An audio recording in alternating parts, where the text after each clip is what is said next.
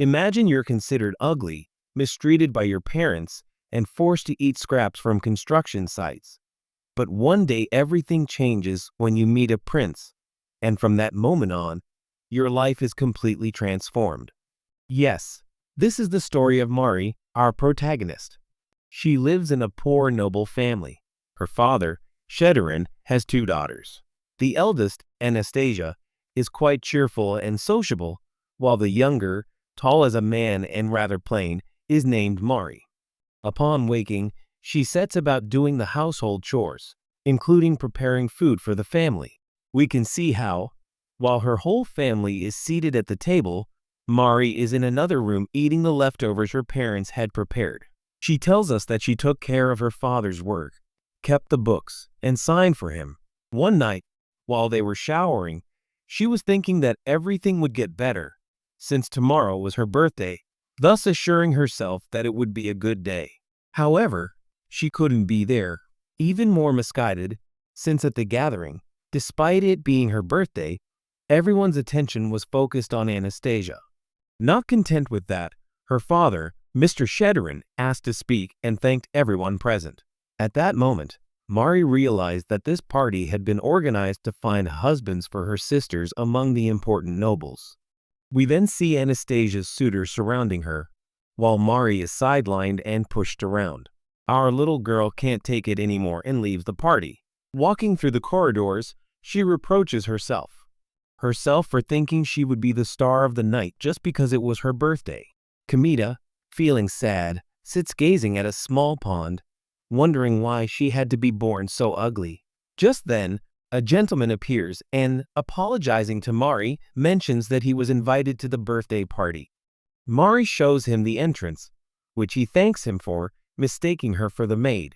However, he is quickly taken away by the maid, who tells him that our protagonist cannot be the guest, since the Shedrin's only servant is an elderly woman over 60, so she must be one of the family's daughters. The chivalrous fellow bows and begs her forgiveness for his rudeness. Mari is captivated by the young man's appearance and, quite excited, asks if he is from the Republic of Dipsandros. The man confirms it and adds that his mother was a traveling artist. Mari is even more thrilled and asks if it is his traditional formal attire.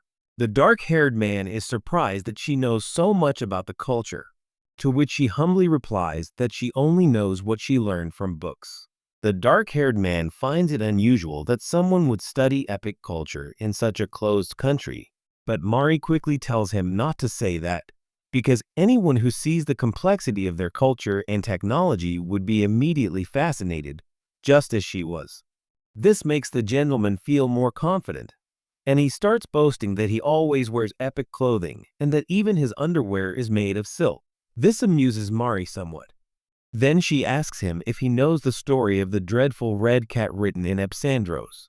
The dark-haired man replies that of course he does.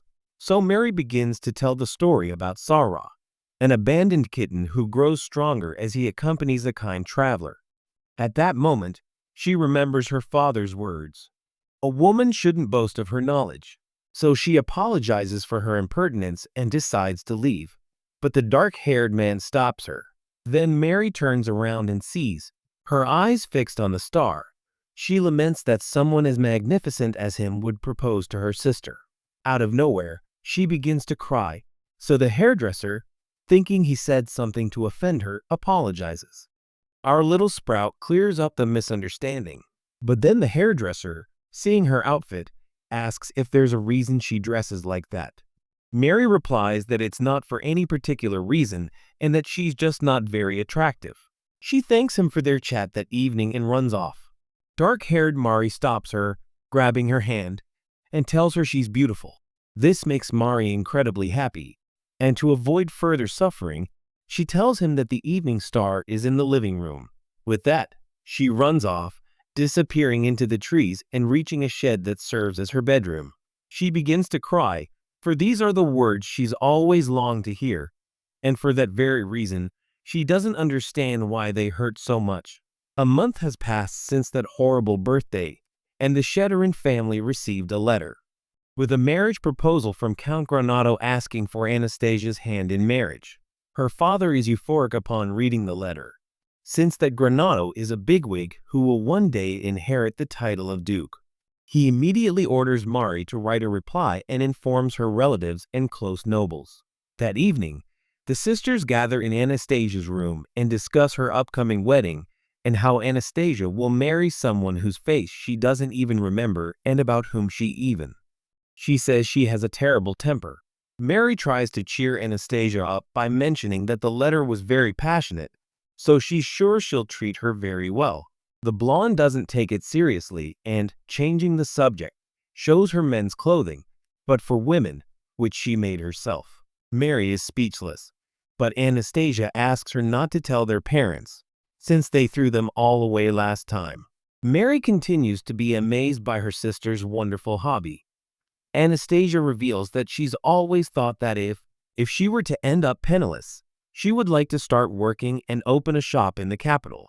Therefore, she asks our protagonist to also make use of her skills and work at whatever she loves most. Mary confesses that this attitude is what she loved so much about her sister until that fateful day when, on her way to marry Count Granado, she lost her life in an accident.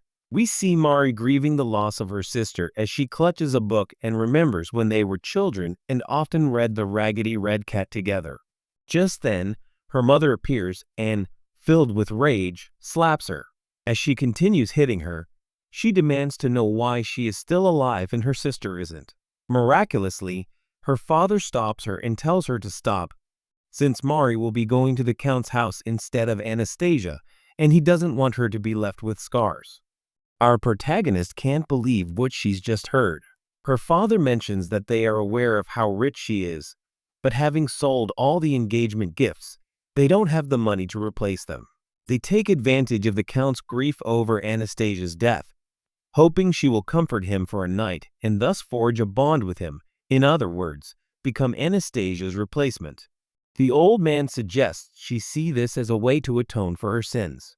Mari doesn't understand why this should be the case, as she doesn't recall committing any crime, but at that moment she realizes her greatest crime was being born.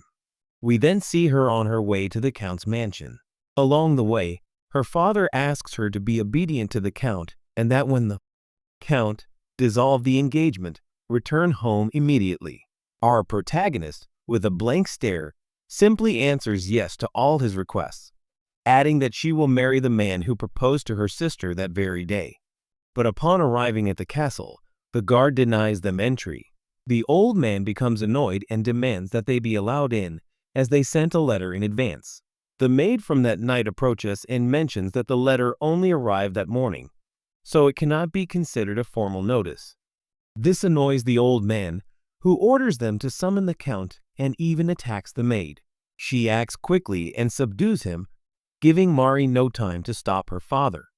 The maid orders them to leave, but then Mari kneels and apologizes for her father's discourtesy. Both servants are surprised by how easily she knelt, but when they see it is Miss Mari, the maid becomes agitated and orders the guard to notify the Count immediately. The maid introduces herself as my own. The housekeeper asks Mari to accompany her. When they arrive at the Count's office, they hear him refuse to see Mari, emphasizing that he is engaged to Anastasia. But when he sees our young lady, he is speechless. The same happens to Mari, who is surprised to see that the gentleman from that night was Count Granado. At that moment, the old man enters to tell the Count that he brought Mari, Anastasia's younger sister, to comfort him after the loss of his previous fiancé. He acknowledges that she is much less attractive than Anastasia, but he believes she will be helpful. This annoys the Count, but when he realizes she's put on that terrifying, apologetic face again, he tries to come to terms with what's happening. So he asks Mayo to give Mari a room so she can rest for the night in the castle, allowing us to see her enjoy the magnificent mansion. But not seeing her father, she asks Mayo about him. While the housekeeper serves her tea, she replies that her father is currently in an interview with the Count. Mary is captivated by the aroma, so she asks if it happens to be from the Republic of Sandros. Mayo replies that it's quite unusual that she noticed it, but then Mary explains that she read a book about someone drinking spiced tea to improve their health.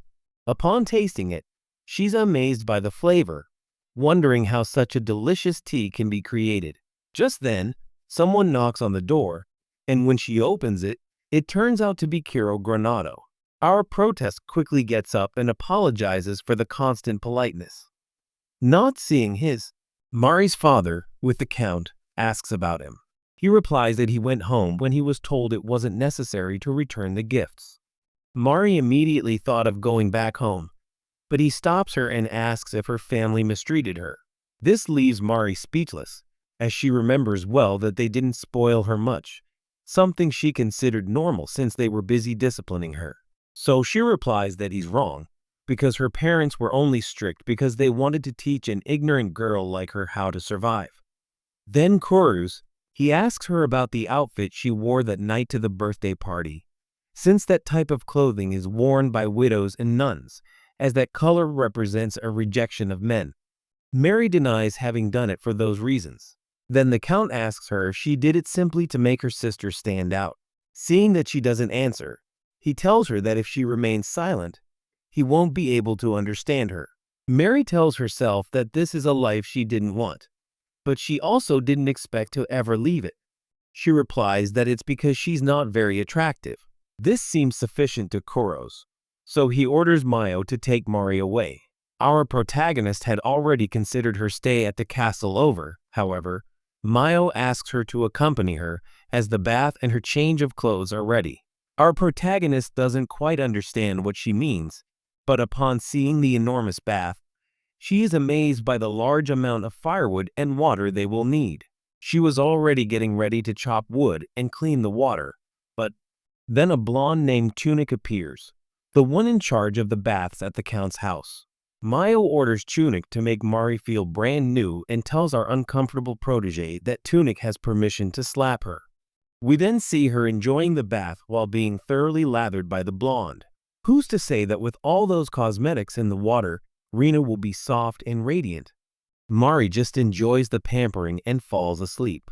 That night, when Count Kurus was waiting for our redhead, he hears the door open.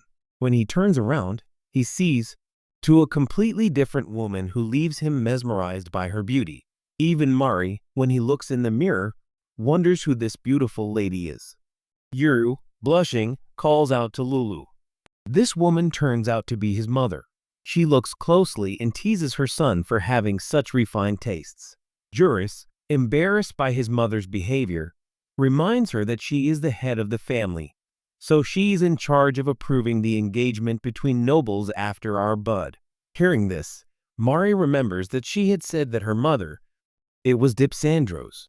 The lady doesn't approve of Mari, highlighting her lack of self-confidence, since the future duke's wife should be prouder, stronger, and nobler, at least on her wedding day. But oh well, that means she did accept her as his fiancé. Mayo congratulates Mari, but the latter doesn't understand what she means. Then Mayo explains that she has just been approved as Count Kuros' fiancée, which means she is now officially Count Kuros Granado's fiancée. Everyone else, servants applaud the engagement, and the Duchess congratulates her son, as he will finally be married, which means a great weight will be lifted from his shoulders. They are even planning to send messengers announcing the upcoming engagement date, but Mari, thinking that she will be marrying her sister's fiancé, refuses, leaving everyone present confused. After this, Yuru, sitting on his balcony, reminisces about how beautiful Mari looked at that moment, but is brought back down to earth by Mayo, who reminds him that Lady Mary refused to become his fiancée. Yuru refuses to accept reality, but Mayo tells him that she is only doing her duty. Besides, it's his fault for proposing to the wrong sister. Yuru laments, but asks how he was supposed to know that on the night of Mari's birthday party, the young woman standing in front of the fountain in complete darkness would be the one at the party. We return to Kuru's past. He tells us that his father, the Duke, the Pomegranate, had two wives. One, he had the same title as the Duke and was the official husband of his father, Lady Laura. The other was a traveling artist, Dipsandros, and his concubine, his biological mother, Luliu. He remembers how Laura treated his mother as inferior, but once, when he hurt himself while running, Laura, whom he saw as terrifying, helped and comforted him by giving him one of her freshly baked cookies. He discovered that she wasn't really bad. However, one night when his father decided to choose Kurus as the heir apparent to the next duke, he saw Laura watching them from a hidden room, her eyes filled with rage. Sometime later, Laura was found dead in her room. It turned out she had poisoned herself. At that moment, Kuru wondered why the lady who had been kind to him had chosen death. Sometime later, after becoming the duke's official wife, his mother left the duke's house with him, saying she was nothing more than a concubine. Meanwhile, he dedicated himself to acquiring. He had earned the title of count through his own efforts. However, he despised high society parties and, for a long time, proposals from noble women, until one day his friends suggested he attend the Sheddarin family's birthday party, as the daughters were said to be quite beautiful. While the idea of marriage didn't seem important to Kuros, after seeing how interested the noblewomen were and realizing that he needed to marry to inherit the duke title, he surmised that marrying the daughter of a ruined man would be the easiest way to find someone easy to handle was to find someone simple, since he didn't think it was necessary to experience love in this life. Or so he believed until that night when he met Mari. He fell hopelessly in love and just wanted to talk more. So he went to the party and asked the Sheddarin man about his daughter, but was disappointed to see it wasn't her. However, he then remembered that the invitation mentioned the birthday girl was Mari's younger sister, so he assumed that the sister he was talking to was Mari. The first person he met was Anastasia. He immediately began running all over the property looking for her, but he couldn't find her. So he decided to send Anastasia a marriage proposal. He received a response shortly after, so he quickly set about making preparations, such as buying dresses, jewelry, and even hiring more maids. He was very excited, but then the day of the accident arrived, and Eurus was devastated. But in the midst of his despair, the young woman he believed to be named Anastasia arrived. Anastasia, the real Mary Sheddarin. We return to the present, and Mayo reproaches him for acting like a fool, but she doesn't blame him either, since she didn't realize it either. Here Ku, looking dejected, wonders if that really was a rejection. Mayo coldly replies that it was, and that's her reality. Ku asks her to be more subtle. However, Mayo reminds him that he turned away and stayed silent when Mari arrived all dressed up, and that he also yelled for her to be kicked out, which didn't help either. So Mari probably thinks he hates her. Euros thinks about going to apologize to Mari and clear up the misunderstanding. Then we switch to the protagonist. She was in her room looking at herself in the mirror, remembering her past and how for most of her life she only had a worn copy of a book and some shabby clothes and zippers. Suddenly, someone knocks on her door, and when she sees it's Curious and Mo, she immediately apologizes for being rude to him. Eurus doesn't understand what she means, but Mari keeps begging him. He asks her to forgive him for losing her composure at such sudden news. Eurus tells him to stop. Then, when Mari raises her head, the rabbit blushes and is speechless. This annoys Mayo, so he snaps at him by stepping on his foot. Eurus clarifies the situation, mentioning that he doesn't hate her and that he genuinely believed she came to his castle of her own free will, but that he truly wants her to be his wife. Marie accepts and submits to his orders. Curious and Mayo are surprised at how easy it is. What was it?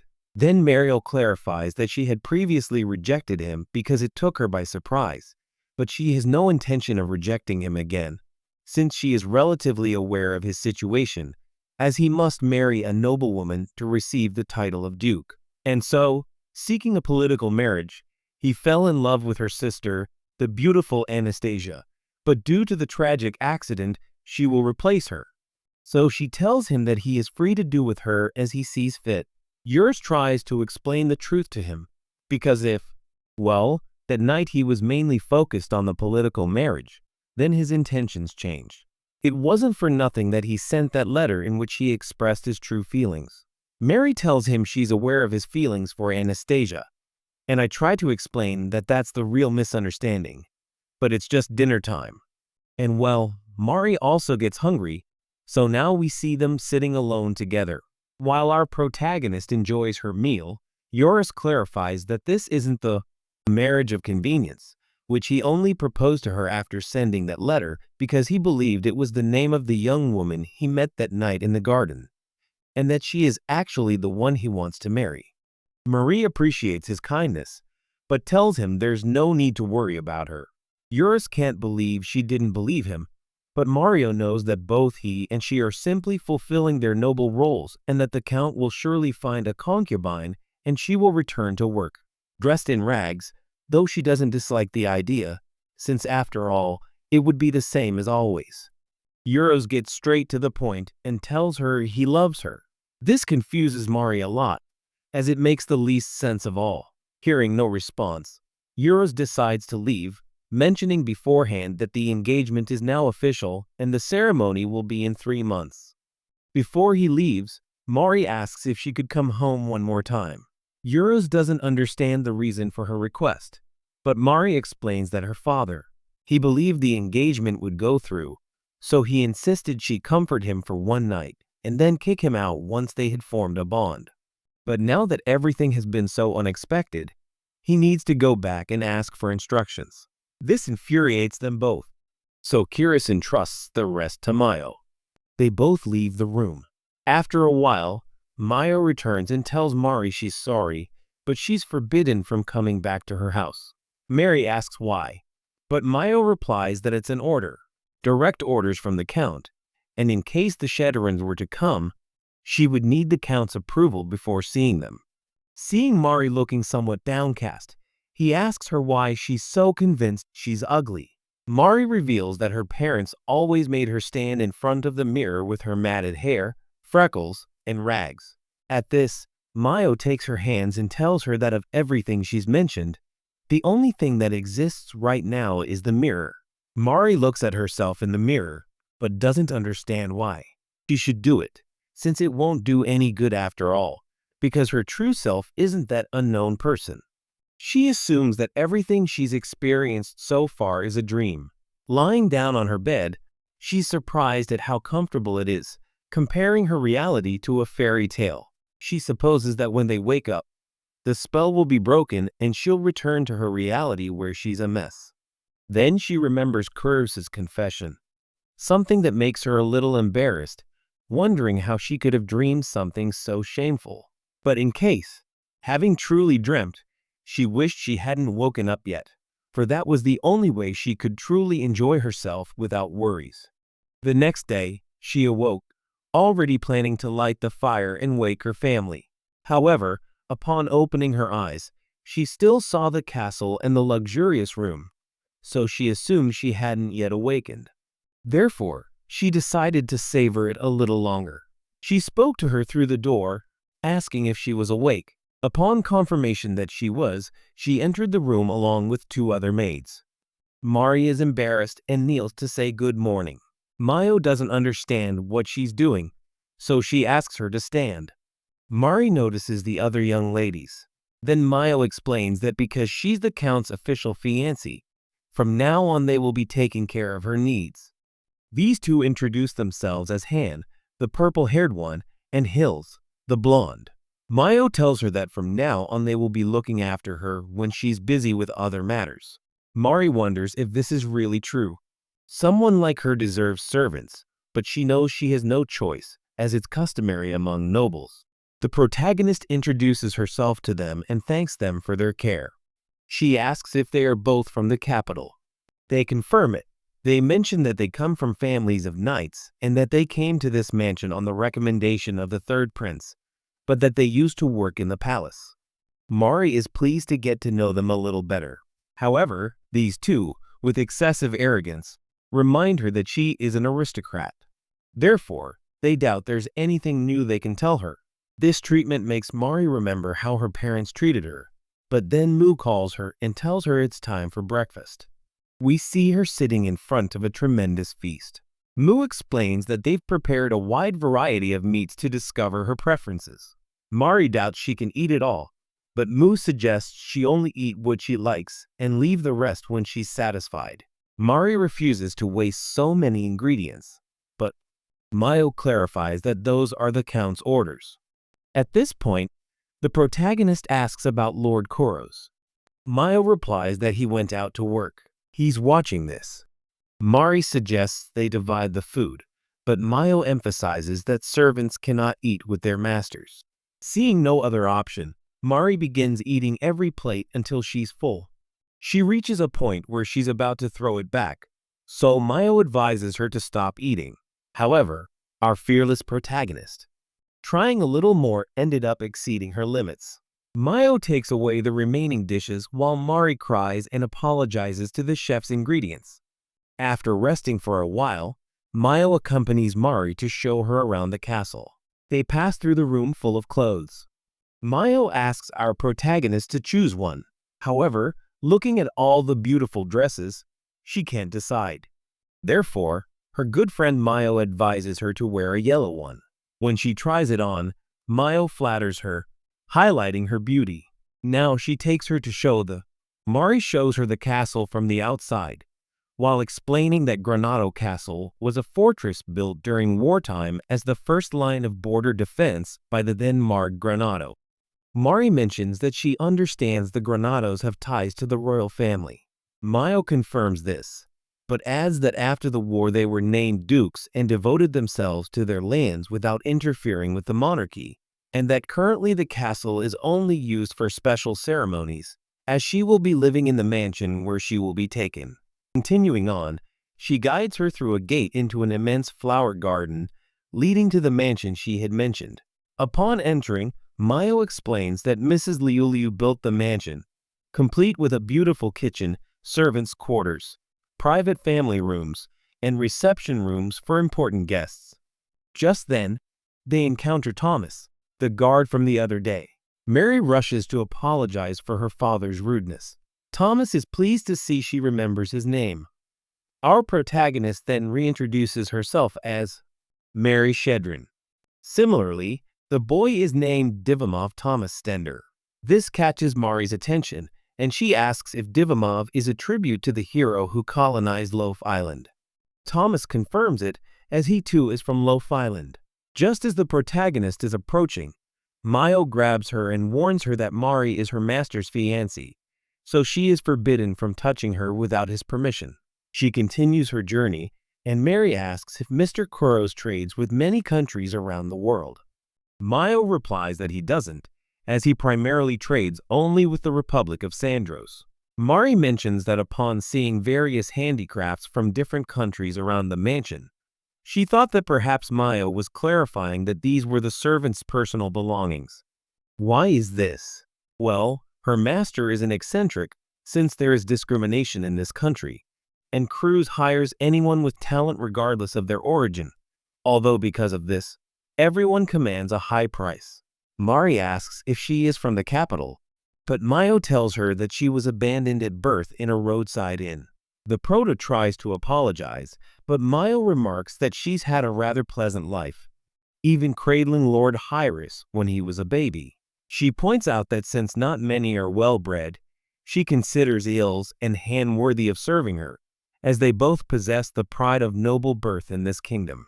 The somewhat dejected prota mentions that she would have preferred to hear stories from other lands, like the ancient songs she learned by heart, or about the trilling of a giant rainbow ship, but she knows that won't be possible.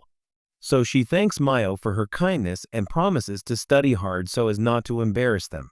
That night, Ills and Han served her a cup of tea, but when Marries asked for some milk, they mentioned that she'd completely urinate on the taste, although they didn't expect any less from someone like her, a free spirit. Marries assumed it would upset them both, so she apologized and told them she wouldn't do it anymore. She needs it and she'll drink it. Just like that.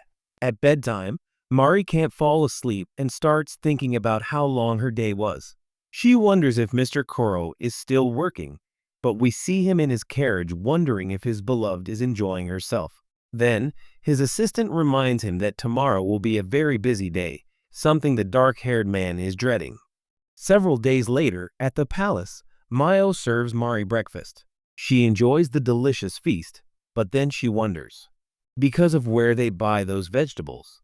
Mayo tells her that they pick him up from the room in the inner garden and that the gardener, Johann, works hard with him. Mari is excited and asks to go see him. Mayo apologizes and tells her that for now she'll be busy preparing everything to receive the count, so she'll have to go with ills in hand. Mari supposes this will be a good opportunity to get along better. Then we see her walking through the garden. There she meets Johann. Mari, excited, starts asking him about the vegetables and how to harvest them. The old man is surprised to see that she has some experience growing vegetables. The protagonist tells him that, being from a poor family, the vegetable garden was vital for them. Johann asks her to accompany him. Then, just as she's about to continue along the path, the maids scream in fright, because they can't believe she actually intends to walk on the soil. One of them murmurs that perhaps Miss Mari likes bugs, or maybe the gardener. The other replies that it would be too much even for her. Mari hears all this and can't believe how rude they are, that while she did something that warrants ridicule, Mr. Johann doesn't deserve that. Then she imagines Johann walking away and Mari, wanting to apologize to him, starts to follow, but accidentally steps on the dirt, soiling the precious shoes the Count gave her, telling herself that even she knows she shouldn't get them dirty. That night, when she's sent to bed, she doesn't. He couldn't fall asleep, so he thought he'd go get some water. Just then, he noticed a Solori deep in thought. Noticing him, she asked if he couldn't sleep, told him to sit down, and mentioned that it had been 4 days since he'd last seen her, but that during that time she'd become even more beautiful. He blushed, and when he turned to look at him, he felt like his heart was going to jump out of his chest. Just then, Mayo arrived with the Count's dinner. Behind her was the famous mole chef. He welcomed Kuros, but remained. The protagonist is given a dirty look. Kuros asks her to serve Mari some, so he pours her a small amount of broth on a plate, noting that it probably isn't high quality. Mari feels this withering glare, but doesn't pay much attention to it. When she tastes the dish, she's surprised by how delicious it is despite being simple. Puros asks her if she doesn't agree that Topo is an excellent cook. Mari confirms that it's delicious, just like the food at the castle. At that moment, Topo starts crying, begging her to stop pretending. She flatters him, knowing he never eats all the food she prepares. She accepts that he's incompetent, but insists the ingredients aren't to blame for his lack of talent. Mary tries to clear up the misunderstanding by saying she also feels bad about leaving ingredients uneaten. At this, Kuros asks Mu if she didn't ask Mario about his preferences. Mayo angrily replies that whether it's clothes or food, Miss Mari can't say she hates anything. Mari denies ever having thought she hates anything, even once. Who doesn't actually eat it all because she can't fit it all in. Mole cries tears of joy upon learning that she was satisfied. Mari, not knowing what to do, asks Mayo, but Mayo runs away with the excuse that she's going to prepare tea. When they're alone, Kos reassures Mari, arguing that Mole always cries about everything. Mari asks if that's true, but Mole still doesn't believe that her food affected her self-esteem so much. Therefore, feeling very motivated, she decides to celebrate by preparing a dessert for them. So, after a while, she returns with an apple pie. While Mari wonders about the number of apples he used, Juros mentions that it never crosses Topo's mind that others might not be able to eat as much as he does, which is why he invites him to eat with them. When they finish, we learn that Topo ate half of it himself. Topo says goodbye cheerfully, leaving Mar and Kurus completely alone. The Earl apologizes for making her be so considerate, so he asks if there's anything else troubling her, Mary. She replies that everything seems perfect so far. However, Kurus asks about Ursi and Han. At that moment, we see Mari's expression change, but she still assures him that they are taking good care of her. The Count mentions that a friend recommended them, and since she will be the future Duchess, he simply wanted to give her a proper welcome. Mari thanks him and reiterates that everyone has been very kind to her, and Eurus, settling in, remarks that this habit of putting up with everything is truly something. He emphasizes that even though they treat her well, It's not her obligation to like everything, and if she sees something that doesn't make her happy, she should tell him. Mari thinks to herself that she can't quite understand what it means to choose something she likes, because she believes that doing her assigned work and accepting what she's given is enough, since she doesn't have the right to choose based on her emotions. She apologizes to the Count, explaining that she simply doesn't want to reject any of his kindness. Juros, looking her in the eye, reminds her that if she needs anything, she can always count on him. Just then, Mayo arrives with tea and dessert. The dessert is for Mayo. She leaves them alone, enjoying their evening. Kiros asks Mari if she knows what those two teapots are, and when she doesn't, he begins to explain that they are called kindane. It's a type of teapot made by Sandros, where you first light the bottom part and boil the water. Then the heat rises, slowly steeping the tea leaves and extracting their flavor. At the precise moment, the hot water is poured into the teapot above.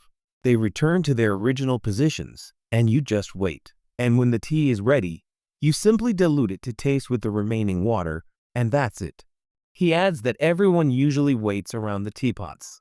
Axie is ready while they ask each other about their preferences and grow closer. Therefore, like a true gentleman, he asks Mari to tell him more about herself. She blushes, but quickly becomes depressed, not knowing what to tell him. She suddenly remembers how she used to play. As a child, she and her sister would play word chains, but when they say each other's names, they're embarrassed as she remembers they're adults now. The Count doesn't think this is a bad idea, but considering they're adults, he decides to limit the things they both know. So they choose things they each like. The Count takes the lead and immediately tells Mari her name. As expected, she blushes and reminds him that they must start with the letter A. We then see them playing, naming different candies and country things. They reach the letter L and Prot was about to say Lord Kururos, but she changes her mind. And when the Count asks her what she was going to say, she replies that she meant kisses. Kurus teases him, but they continue playing anyway. They reach the letter M, and he bluntly says the protagonist's name. This lovely moment is interrupted by Mayo, who asks if they're still playing that game, since the tea is surely getting cold, and it was. As a form of punishment, he forces them to drink, but they don't even take the first sip. They can't stand the bitterness and ask her to bring some sugar and milk. Mayo questions whether they really need more sugar than they already give off.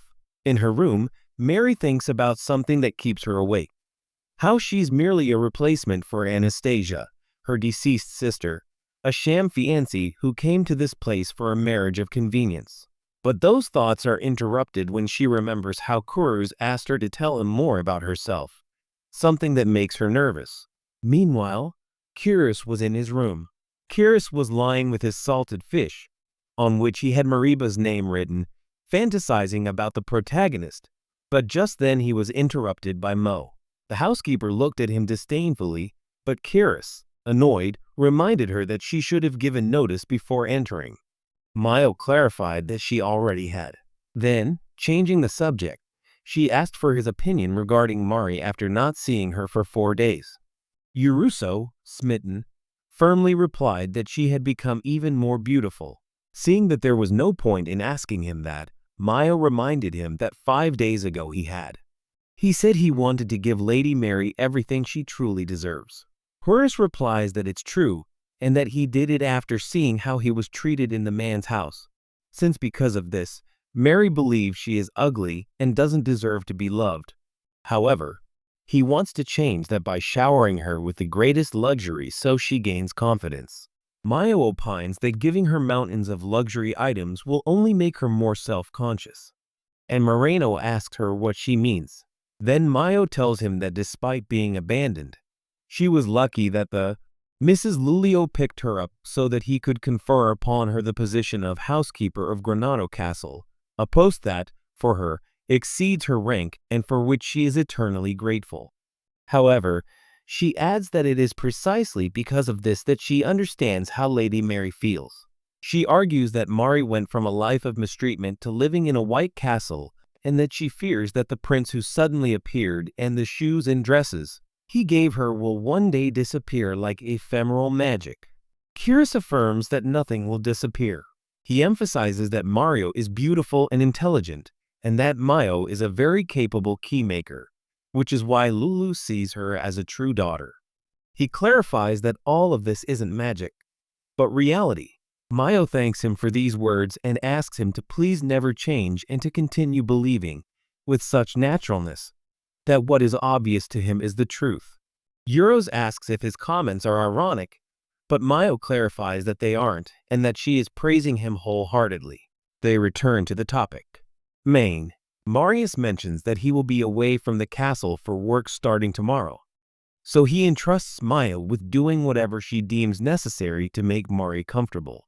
Mayo asks if she is allowed to handle the staff issue, to which Kuruz agrees, leaving everything in her hands. Mayo begins to smile knowingly, as she had been waiting for these words for quite some time. At this point, Kuruz, quite worried, asks if Mary will be all right being so pretty.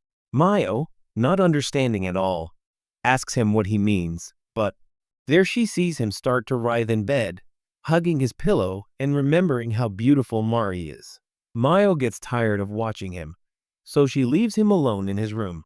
Now, thinking she has permission to deal with the staff, she plans to take action as soon as possible. The next day, Mu brings Mari breakfast. When she finishes eating, Mayo sits down next to her for tea. This makes Mari very happy, as she had always wanted to drink tea with her, but she senses that if Mayo is there, it means Lord Kuro. She went on a trip. Mayo replies that no, she simply changed positions and had Han and Mari serve Mr. Kuros, as she thought it was best for everyone. Mari feels a little sad, but supposes they'll both be happy serving a true aristocrat. Just then, someone knocks on the door, but it turns out to be Mole, who brought them their latest and most delicious experiment. He asks Mari if she'd like to try it. Obviously, Mari gladly accepts, and when she removes the lid, it's a white flan. Mole points out that it's a white dessert made with almond flour and fresh milk. Mari is amazed by the texture. Topo offers her some of his own. Upon tasting it, all three are ecstatic about such a delicacy. Topo even compliments himself, saying he couldn't expect anything less from his food. He says goodbye to the girls, explaining that he has to make more for the rest of the castle. Mary stops him and tells him that it seems Hills and Hen can't tolerate milk. Mayo points out that he's never heard of it, but Mary mentions that when she asked for milk to add to her tea, they told her it was an innovative idea, so they probably don't like milk. That's why she asks Mu to try making it without milk. Mayo just watches, but can't help feeling sorry for Mari's innocence. After a while, we see them walking through the castle corridors. Here, Mari tells Mu that Ills and Han will surely be surprised at how delicious the flan is. Just then, Thomas appears with a box. He tells Mari that it arrived from Baron Shedrin, but upon hearing that name, Mayo shouts at him, asking why he brought it all the way there. Thomas is startled and accidentally drops the box. On the floor, they see old clothes and worn accessories.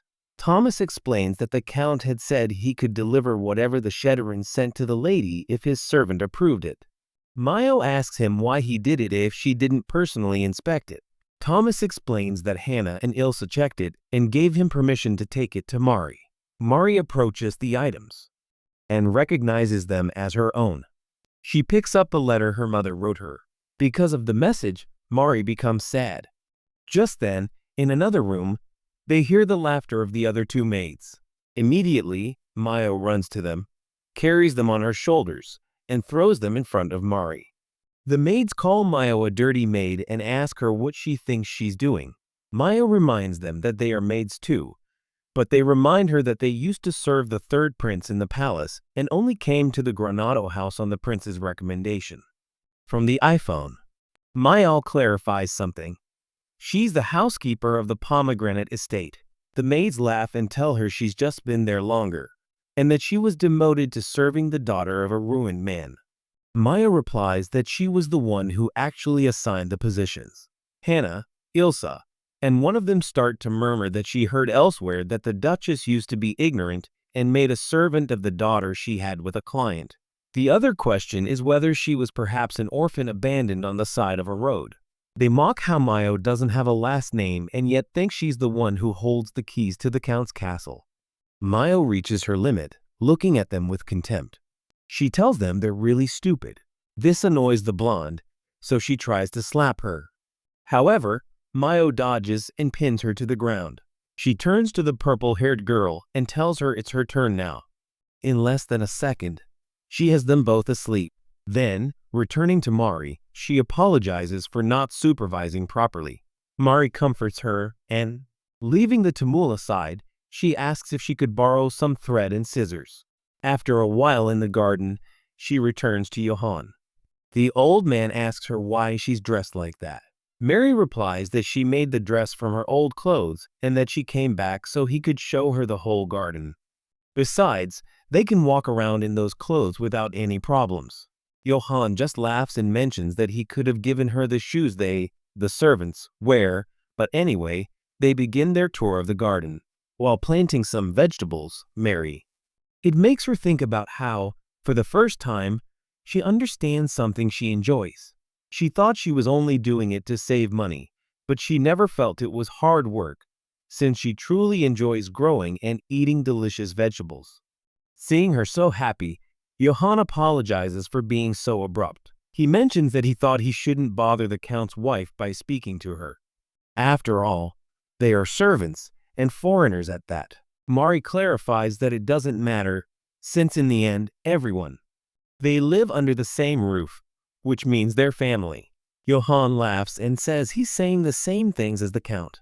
Suddenly, Thomas interrupts to tell Mari that Lord Cruz is about to leave. Mari doesn't hesitate and runs to say goodbye, but when she arrives, she's confused to see Cruz asleep. Mayo tells her that the Count stayed up all night doing important things. Mari believes this and expresses some concern at how busy he is. Mayo, for her part, asks her for Burroughs is asked to do a favor. If he passes by the royal palace, he should return those 2 bundles of excrement to Lord Refon. The maids are annoyed and remind him that they were recommended by the palace staff, and it was only a matter of time before they became Curos's concubines. However, everything was ruined because of Marie, the daughter of a poor man, whom they bought as a replacement for her dead sister, since they know that the youngest daughter of the Shettering family is the worst possible choice. And because of this, everyone laughs at him. Count, because she lost. This deeply shocks Mari. These crazy women keep telling her to learn her place, even calling her an ugly witch. Euro intervenes, demanding they repeat what they said. He asks what's ugly about Mary and her family. The 2 try to answer, but the words won't come. Euro reminds them that their money and family aren't their own doing, and they aren't any more beautiful, noble, intelligent, or adorable than Mari. He asks them to tell him just one thing he could love about them. Approaching, he asks them again to tell him, since he finds nothing good about them. With that, he orders Tomas to take them away. Mari approaches Kuros and begs him to forgive her for making the other nobles laugh at him. Kuros plucks a sprig of oregano, places it in Mari's hair, and reminds her how beautiful she is, so no one has any right to laugh at him. He mentions her qualities and beauty, everything he loves. Their lips slowly drew closer, but this beautiful moment was interrupted by Mo reminds Kurus that they don't have much time left, and while he could wait a few more seconds, he knows it won't be enough. The 2 lovebirds immediately separate, but Johann and a blonde are disappointed to see they were interrupted. These 2 can't contain themselves and make some rather embarrassing comments to Mari. Afterward, he leaves for the palace ceremony. Completely smitten, he bids Mari farewell, promising to return no matter what. That night, Mari receives a letter, but upon reading it, she mistakenly believes it to be a threat. Mayo clarifies that it is not, but rather an invitation. Mari reads the letter aloud again, but after hearing this, Mayo corrects herself, stating that it was indeed a threatening letter, and quite clearly so. Mari asks if the letter was written by the prince. Mayo confirms that it was and explains that he is the third prince and commander of the royal knights, a frank and sociable man. Mayo understands everything as night falls.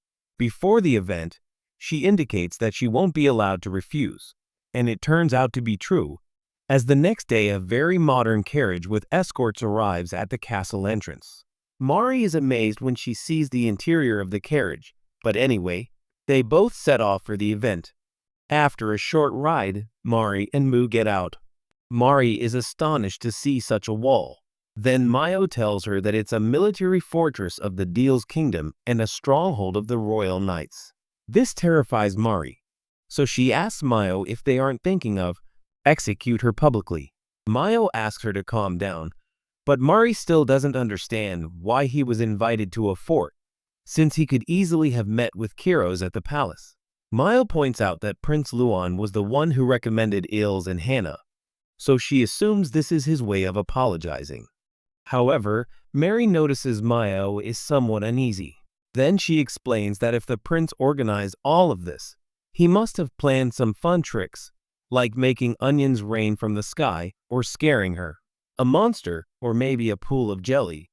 But he's not a villain either, so there's nothing to worry about. As they walked through the event streets, Mari noticed how crowded it was.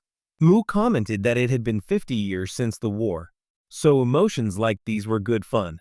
Suddenly, we see her with meat skewers, and she offers Mari one. While chatting with Mu about how she should go greet the prince, she wondered to herself when she bought so much food. Cameo replied that the most. It's likely the prince isn't expecting a greeting. In fact, he might not even be there.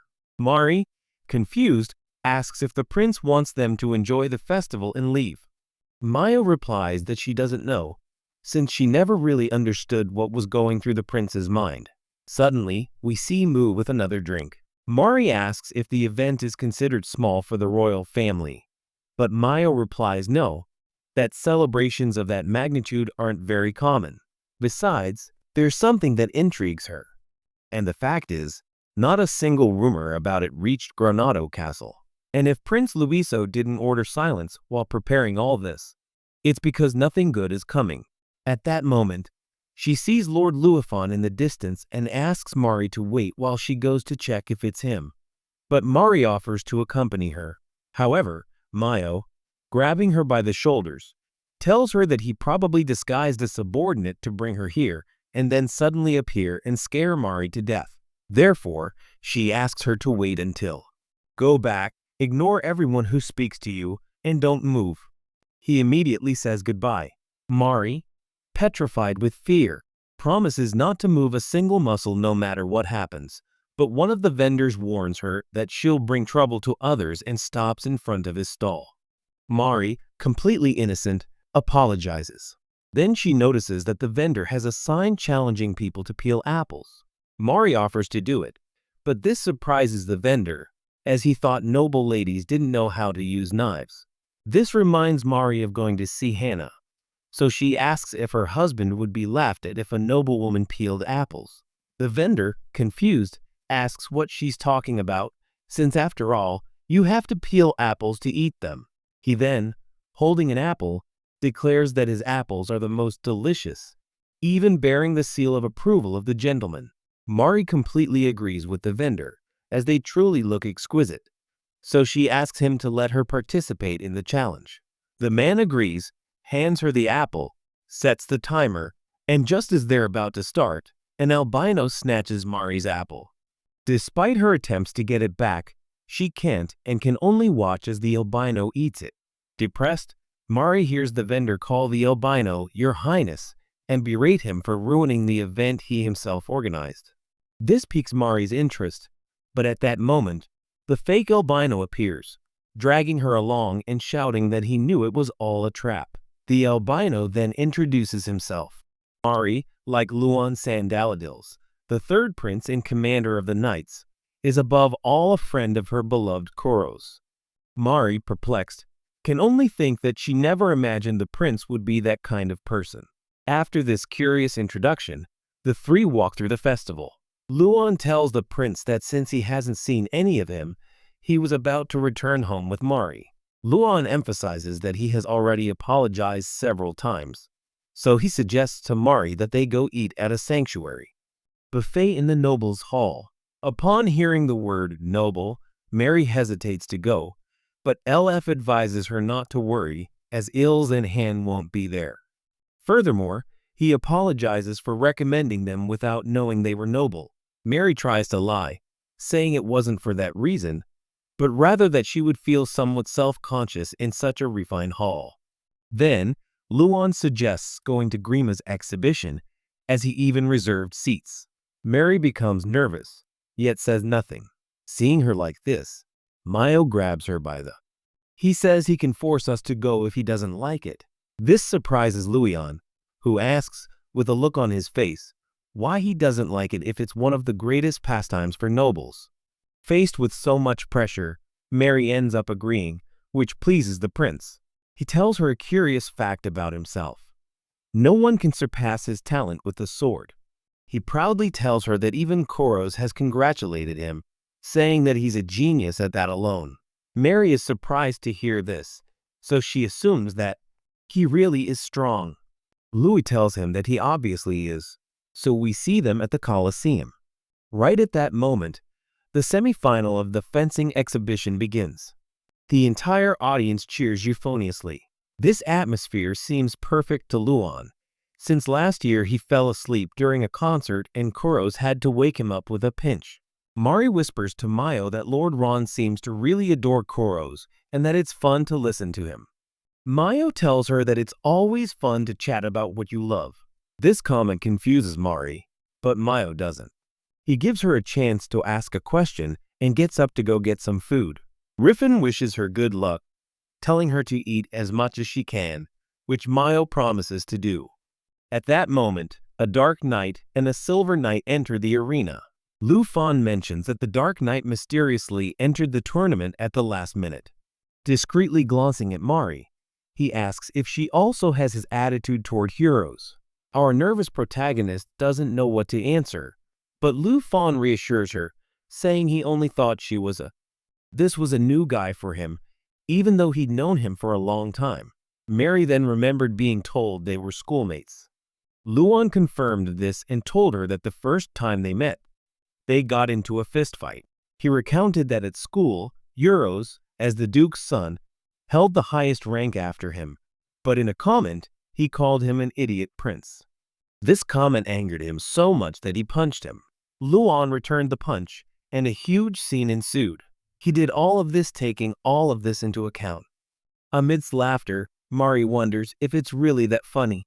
Just then, they hear that the Dark Knight won the fight. Mari is surprised that it ended so quickly. Luan explains that by throwing the Blue Knight's sword far away, his attack secured his victory. He adds that the Dark Knight apparently held back and was even kind enough to help his opponent. He turns to Mari and asks if she doesn't think watching them fight is cool, since girls usually. They shout with joy.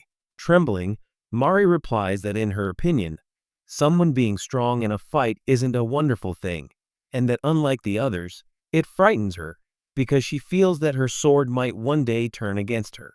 Luan points out that she's very negative, but Mari only begs for forgiveness. At this point, Luan asks her why she became Kuros's fiancé. Mari, disappointed in herself, thinks to herself that she's the least suitable replacement for her sister. Just then, she hears that the fight is about to begin. The tournament ends. Mari sets aside her thoughts and watches as, in less than a minute, the Dark Knight defeats the Green One, thus ending the tournament. Mari is astonished by this, but even more so when she sees the Dark Knight reject the trophy and seem more concerned for his opponent, even letting out a comment that he might actually enjoy the fights of that mysterious night. Just then, Mu returns with a large haul of food, mentioning that he heard her, saying that is good news. Mari asks what she means. Then Mayo reveals that the Dark Knight is actually Amuros. Riffin is surprised that she says it so confidently, but Mu argues that his movements and swordsmanship are identical to Kuros's. She offers to prove it. She stands up, taking a breath, shouts Kuros's full name, and the three of them quickly hide. Koros, seeing that he's been discovered, has no choice but to remove his helmet. The audience cheers excitedly upon seeing that it was true. Then Maio explains to Mari that all the nobles of the kingdom have taken up a sword at some point, and in Kuros's case, he trained day and night since childhood for self-defense. Riffin, for his part, thanks Mari for showing him the best expression of the day. The protagonist realizes that he already knew this too. After the fight, Mari and Maio go to see Kuros. However, upon arriving at the hallway outside his room, they notice a long line of women. Mari asks one of them the reason for the line. She replies that it's to discuss. Marie wants to please the count, since they say his fiancé died. So this is the best opportunity to get closer. Marie understands that's what she's thinking, since no one would think her useless younger sister would take her place. Suddenly, she overhears these two-faced women commenting that if the count has barbarian blood, he'll be the next duke. Another agrees and mentions that whoever his duchess is will have a lot of power in high society. Another noblewoman adds that if she has a bad temper, she can put up with it. Marie can't believe it. They're saying such despicable things to Sakuros. So, brave brother, keep walking. He passes through these crazy women, and although some try to stop him, he doesn't sacrifice himself to let her pass. We see Mari walking, indignant at the women's inappropriate comments, since Kuros is actually a kind man. Meanwhile, in Kuros's room, he's asking Luan why he suddenly called him. Luan thanks him and asks him not to say that, since thanks to him the event was a success. Just then, Mari enters silently. Kuros, seeing her, realizes he's finally starting to hallucinate, but Mari says a few words. Startled, he asks if this is the real Mari, the one in the flesh. She's a beautiful, living miracle. Lion points out that he invited her because he wanted her to see how gallant he is in a fight, though it seems she didn't enjoy it much. Eurus, becoming more serious, explains to Luan that Mari doesn't like violent things. The albino adds that she doesn't seem to like things of nobles. Eurus answers yes, and that he doesn't want to force her to have his tastes, only wanting to give her what she likes. Luan tells him that she seems to idolize him a lot, yet she doesn't seem pleased. He claims that Mary is only marrying him for convenience instead of her sister. Moreover, he's sure she would have accepted the engagement with anyone. Mario, in his mind, agrees that he's right, since when they took her to Granado Castle, she didn't even know what Lord Kuros looked like. Lifone replies that it was to be expected, since she knew he felt nothing for her. Cuss confronts his friend, asking if he invited him just to annoy her. Lon tells him that he was actually happy when he heard she was engaged, but ended up disappointed by what he found. He adds that a marriage of convenience, especially with a woman who is uncomfortable with noble customs, doesn't value any of his efforts, and obeys her parents in everything, isn't worth it. Euro is fed up with. Upon hearing this, he grabs her clothes and asks again what he intends, if he invited her only to insult her. Lu F denies this and clarifies that he's only mocking how pathetic and weak he is, since he would have hit him earlier. The feline emphasizes that he held back because Mari was in front of him. Besides, he's never been the one to strike first. The albino mocks him and reminds him that he doesn't because he's always been afraid of him, calling him a coward. He reminds him that he's never been able to beat him with a sword. Yuo laughs and asks if he's never. He realized it was all a setup so he could stand out. This wounded the prince's pride, so, drawing his sword, he tried to attack Kuros. However, Kuros did the same and blocked the attack, but they came to their senses and decided to stop him. Before leaving, Wyfin mentioned to Kuros that the entire Colosseum had defeated him a while ago. However, they would soon scream in terror, but the dark-haired man protected his fiancée and swore that the Wan Kui would apologize for offending her. When Kuros was also about to go to the Colosseum, Mari, he stops him and begs him to make amends, since after all, Le Fawn is right to believe she was sold, as she is foolish, cowardly, and has always obeyed her parents. However, that doesn't matter to him. What he really can't stand is being mocked because of her. These words touch Kuros deeply.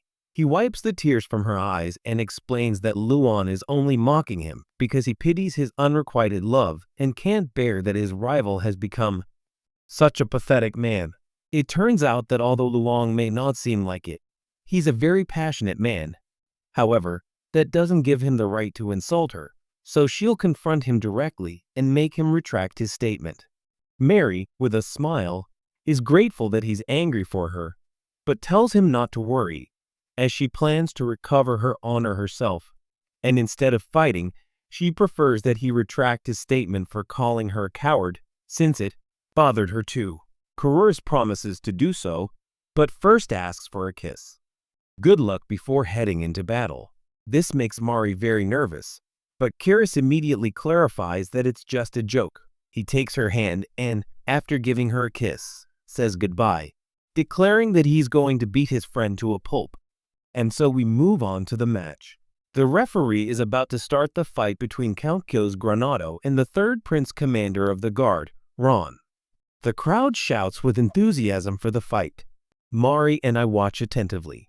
At that moment, the referee starts the fight. We see as both. They are evenly matched. The exchange of blows favors Luan, who manages to disarm Carurus. However, Carurus continues dodging until he finds the perfect moment and punches Luan, forcing him to drop his sword. Since neither of them has a sword, Luan throws a punch at Carurus. Mari asks if that's allowed, to which Maya replies that of course it isn't. But Carurus counters with another punch, landing several blows. After a while, the fight becomes more balanced. Amidst the flurry of blows, Juris lands a punch to iPhone's stomach with such force that it lifts him off his feet. This is powerful enough to knock him out. The referee declares Kuros the winner. Upon hearing this, Mari shouts with joy, realizes what she's done, and is mortified. At that moment, the entire audience erupts in applause for the fabulous fight. Some children mention that they didn't know punches counted, but that it was still great. Suddenly, Kurus raises his voice and calls out, "Mari." She obeys him. She approaches the ring and, in a timid voice, asks him what he needs from her. The dark-haired man doesn't let her finish and, in one swift motion, scoops her up in his arms. He turns her around, looks at the entire audience, and takes the opportunity to announce that he, Juros Granado, and the Count's daughter, Mary Shedderin, are engaged. He swears on the Granado name that he will continue to dedicate his life to the prosperity of the kingdom alongside her. The audience is confused. Some are surprised to see that the Count is engaged. Others ask who the Shadowin man is. However, Jus pays them no further attention. He lowers Mari from his arms and tells her that everyone wants to see her face. The protagonist hesitates, certain that everyone expects a beauty on par with the Count. With a trembling voice, she says she's afraid. Kuro notices this, so, embracing her, he tells her to calm down as she is actually more beautiful than she thinks.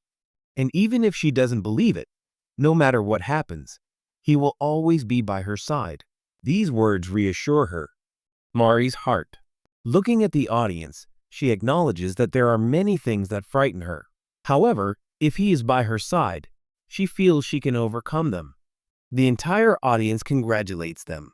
Some offer their congratulations, others point out what a lovely couple they are. And among other things, later that afternoon, Mari returns to the same apple stand. She asks the vendor to let her try the challenge again. The man readily agrees. Then, just as Mari is about to begin, Yoros snatches the apple from her hands and he asks if he could try it with her too. Our protagonist says, of course, so we can see him try slowly. While Mari watches and praises him for doing so well, Eurus tells her that he often camps for work, so he's somewhat used to it. Then Mari asks about Luan and how he's doing. The albino arrives and replies that he's doing great. This causes Kyrus to lose, so he orders him to do the challenge too, gives him an apple, and leaves him to his own devices. Kyrus returns to his. He talks to Mari and asks her if she knows any techniques to fight him easily. The redhead demonstrates that she starts from the bottom and slowly turns him around. The dark-haired man is surprised and tells her she does it quite well. Mari proudly remarks that fighting is her specialty, since after all, her life depended on not wasting any food. The smitten man points out that this side of her also captivates him. Luan, jealous, interrupts their love-struck conversation and reminds her of Kuros, who doesn't even like her, asks her again if she enjoys trying so hard. Kuros firmly replies that yes, very much so, because every day seems brighter because Mari is in his life. He doesn't dislike her, just thinking that the next day he might get along a little better with her. Everything is endlessly fun.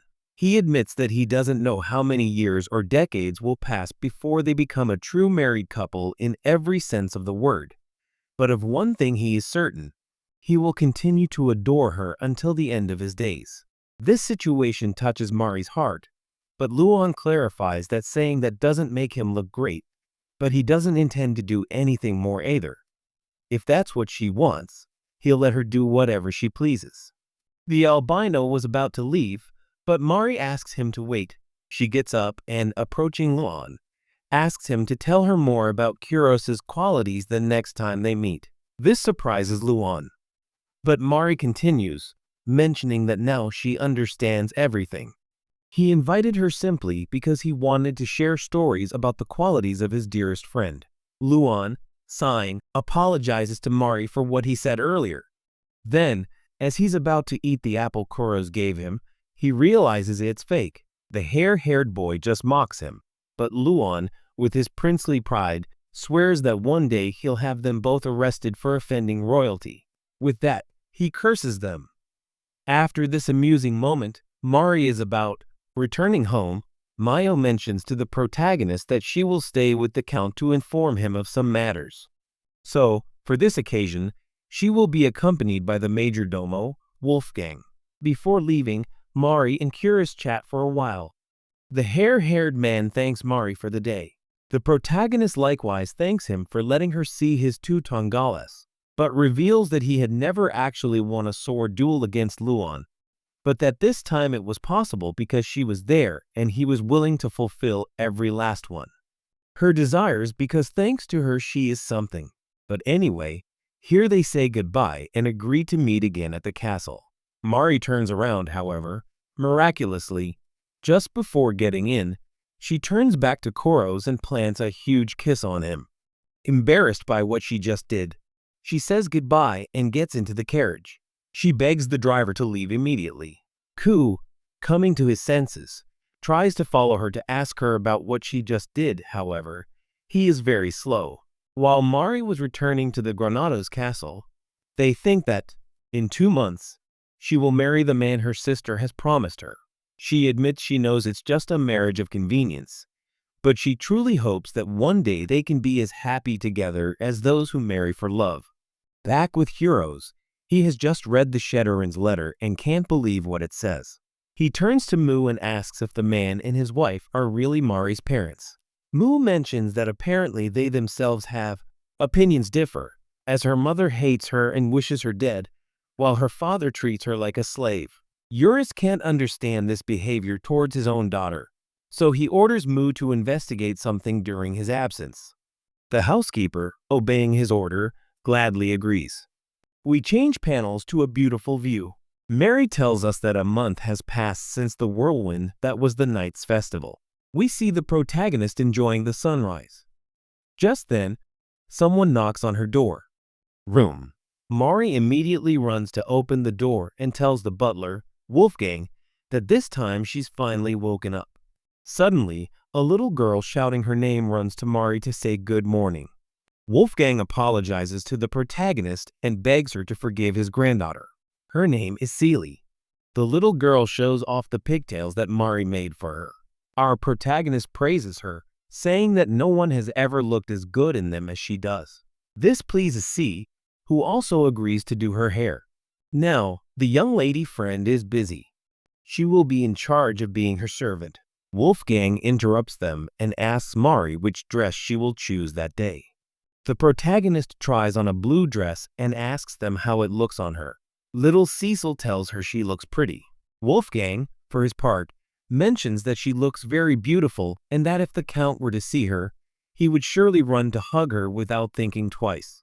This makes Mari blush, and feeling her chest, she emphasizes that lately she has felt something strange in her heart when she thinks of Kuros. After this, Ci leads Mario through the corridors. Topo overhears this and sees her. He asks Mario why he's in such a hurry if lunch isn't until later. Little Ci explains that Count Kuros is about to return to the castle, so they're going to see him. Topo wishes them luck and says goodbye. At that moment, Johann appears and gives Mari a bouquet of flowers. The protagonist is surprised, but Ci tells her to hurry, so she says goodbye to Johann. At the entrance of the castle announces the arrival of Count Kuros. All the servants await him in line. When Kuros steps out of the carriage, he sees Mari waiting for him at the entrance. The protagonist descends the stairs and presents him with a bouquet of flowers as a welcome. She mentions that they are damask roses and that Johann told her to give them to him. Jiro laughs and tells her that they don't seem to be for him, but rather an accessory for her. Looking at her closely, he adds that in some ways it is a gift for him, since she is like his incarnation, and even almost throws himself into her arms without thinking. Mari blushes, something I don't know if she lets him know, but asks the protagonist if she can hold it. Mari assumes he means the flowers, so she gives them to him. This charming man grabs her wrist and pulls her towards him. Mari quickly backs away and, completely embarrassed, asks him not to make fun of her. Euros, placing a flower behind her ear, shows seriousness in those words, since after all, she has become even more beautiful. Mary can't. She tries to avoid blushing upon hearing this, though she decides to believe he's just teasing. That night in bed, Mary mentions that Kuros is out again, that the engagement preparations are going well. However, she doesn't feel at ease, as she doesn't know how to do anything except what she learned at school and the things she helped her father with. Then she remembers that she has her book for moments like this, that red cat-shaped notebook. But when she tries to read it, the pages fall to the floor. Mari picks them up, and after a while, we see her with Wolfgang. The butler suggests she do what she's going to do the next morning. Mario apologizes, promising to return to his room as soon as he knows how to bind his book. Suddenly, I see a light on in a room. The protagonist is about to look, but just then the door opens and Lulu appears. She asks what's going on and if she's investigating something so late. Mary answers yes and asks if she likes them too. Lulu simply replies that she came to investigate some things, since Dilt's spelling still confuses her. Mari, seeing the letters, asks if she couldn't ask someone else to write them for her. Lulio mentions that Kuros was the one who asked him for help because he's so busy. Wolfgang adds that they are invitations for the engagement ceremony and that these letters must be written personally by the bride, the groom, or their immediate family. Upon discovering this, Mari asks Lulio if she could help her. Lulio happily agrees. Then we see them sitting in front of the letters. Lulio mentions that these letters are for her and she'll be in charge of writing them. But Mari shyly tells him that she also knows how to write in Spanish. Lulu is surprised to hear this. She asks if it's true, Mari. She adds that she can read and write, at least colloquially. Wolfgang explains to Lulu that Mari is a fan of Sandros' stories, and that's why she came to repair the book on the table. When Lulu sees that it's that red cat-shaped scrapbook, she feels a pang of nostalgia. Mario tells her that his older sister. She used to read it to herself when she was a child because, according to her, her late grandmother had taught her sister Sandrico, although her father said that her grandmother was an eccentric woman who studied foreign languages and was therefore a solitary and unfriendly person. Lulu clarifies that this is not true, since an intelligent woman who knows multiple languages would be highly sought after by any noble or merchant family, although she wouldn't use much Altrico unless she was involved in trade, but Fairlian and Chinese are more common. Mari. She interrupts and reveals that she also speaks these languages, but learned them on her own. Lulio is incredulous upon hearing this and asks if it's true, since she is, after all, the daughter of a man. Mario explains that many of those who want his family's land are immigrants, Therefore, knowing languages is essential for managing those affairs. He asks if she did that, since it's one of a man's greatest duties. Mari replies that she did, but her father was in charge of planning the management and she only. She helped with simple things, since after all, as she loved writing letters. Even if it was in someone else's name, she felt they could converse on equal terms.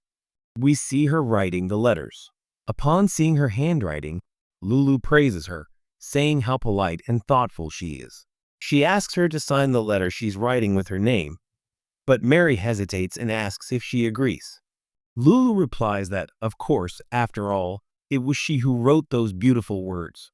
The protagonist is taken aback and she starts to cry. Lulu confesses that at first she didn't expect much from her, since they said she was a country noblewoman who hadn't yet made her debut in society. However, she's the first woman Cruz has proposed to, and besides, many people helped her years ago. She thought that perhaps she could help her with anything she didn't know, but in the end, she was completely wrong, and now she's happy that her son is being promised to her. Giving her a hug, she admits that she's grown very fond of her. That's why, even though she too lacks many virtues and hopes they can get along, Mari is about to cry, so she apologizes, but Lulu reassures her, saying it's okay, that she can cry as much as she wants. Feeling the warmth of her words, Mari lets it all out. Our protagonist, in Lulu's arms, says that she wasn't sad at the time, but strangely, the tears wouldn't stop falling, and she kept crying like a baby. Changing panels at the castle entrance. Kiris was arriving, but Mayo was waiting for him there and asked for a minute to discuss the matter she had asked him to investigate. In his office, Mayo handed him the reports. After reading everything, Kiris asked if she was sure that everything written was true and if they really were Mari's parents. Mayo replied that she was, and that the family tree kept in the royal library showed no record of adoptions or remarriages. Kiris asked if there was a possibility that the Shadran man had taken advantage of a servant or perhaps the mother had been unfaithful. Mayo shows him the maternity records from the capital, specifically Anastasia Marries. She mentions that the younger child was born at home, but there's no doubt that Mrs. Shedrin gave birth to both daughters. Koss asks about the parents' reaction, and Mayo explains that they cried tears of joy, according to what people said. Kuros asks about a possible change of hospital, but M specifies that it was a small hospital with only one bed, so the possibility is extremely low. Kuros can't believe that they've cursed Mari's whole life, whatever the truth may be about her parents. Mayo reminds her that if all parents loved their children unconditionally and gave their lives for them, she wouldn't be there. She puts this aside and hands her a letter. Euros, upon opening it, learns that Mari's father is dying, so he orders her to return. Mayo senses that if Mari were shown the letter, she wouldn't hesitate to go to his house. Walking through the hallways, Kira wonders how she could protect Mari, because even if she could do so by keeping her in the castle feels like a cage, and he doubts that will make him happy. Just then, he hears his mother giving Mari orders. Wyos immediately runs to the door and sees his mother explaining what he needs to know to make a reference, what this means. Completely annoyed, Euros bursts into the room and asks Lulu what she thinks she's doing. Mari turns around and greets him with a smile. Her mother also greets him and tells him he's arrived just in time, as she'll help Mari practice when she needs to speak with nobles and royalty. Euro gets annoyed and reminds him that he said there was no reason to force her to do that, since it would have been enough for them to simply greet her during the ceremony. Besides, Mari hadn't even made her debut in society yet. Lulio points out that they're practicing and that he shouldn't worry, since Mari is very clever and has a talent for it. Wyos regrets that this happened, because he wanted Mari to wear the most beautiful clothes and for her life to be filled with peace and fun, but it ended differently. Almost, she approaches him and points out that Mario's bow is wonderful. Mario, giving a small demonstration, leaves Kuros's heart pounding. His mother approaches him and adds that he not only knows how to bow properly, but he also wrote all the thank you notes. But she scolds him for making her work like that, since that's the same thing the Shedderans did to her. Your mother gets fed up, covers her mouth, and orders her not to forget that loving someone isn't about overprotecting them, because women aren't little birds. So instead of locking her in a cage, he should let her spread her wings. Looking at Mari, seeing that she has the same smile as the day they met, Cyrus understands that his mother is absolutely right. Akali suggests they take a break and go have tea together. Before this, Cyrus asks Mari to wait, as he has something to tell her. He gives her the letter that was sent to her parents and apologizes. He doesn't think it's a good idea for her to go alone. After reading in the letter, Mari tells him it won't be necessary. After all, that letter is fake. She explains that it's her father's handwriting, so it doesn't make sense that he wrote it. He's dying. She asks if more letters like that have been arriving. Seeing that Kiros isn't going to reply, Mario just thanks him, since they surely said things that would upset her, and he only wanted to protect her.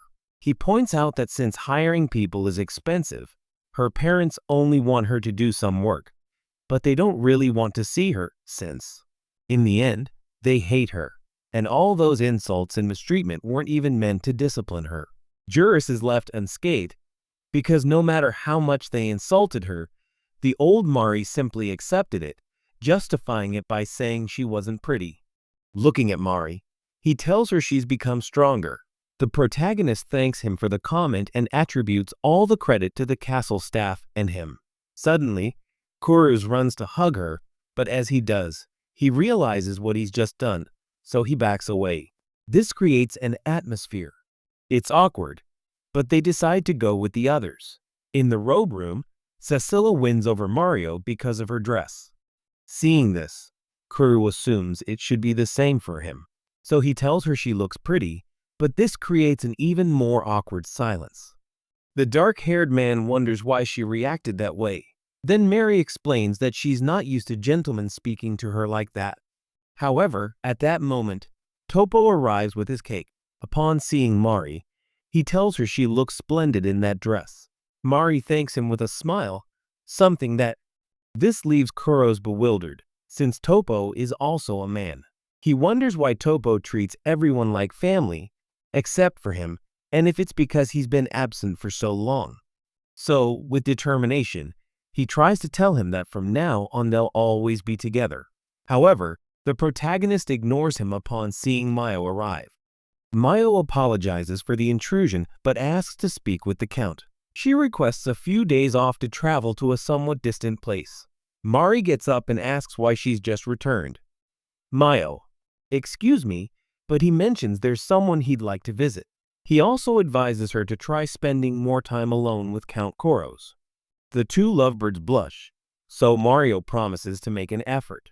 That night, Koros gives her a bag of gold coins and suggests she take a carriage from the castle, along with a servant. Mayo reminds him that she's very strong, but Koros says he's well aware of that. However, it's precisely for that reason that he doesn't want her to use your strength. We see her in a carriage next to poor Thomas, who, confused, asks her why she's accompanying him. A completely different master explains that the Count told him to take someone with him. Thomas asks if it wouldn't be a problem if she's really going to see her boyfriend. Mayo denies this. Then he asks if he's a friend. He's surprised, since he never imagined she had friends. Mayo holds him tightly and wishes him a safe journey to the afterlife. Everything returns to normal, and she emphasizes to Thomas that he's there to repair the bandits. She mentions the accident that happened on that same road 2 months ago. This gives Thomas an idea, so he asks if they're going to Shedderan lands. Mayo hands him a note. It contains a message from our protagonist's younger brother, Cedric, asking her to return to Mari now that Erastus has returned.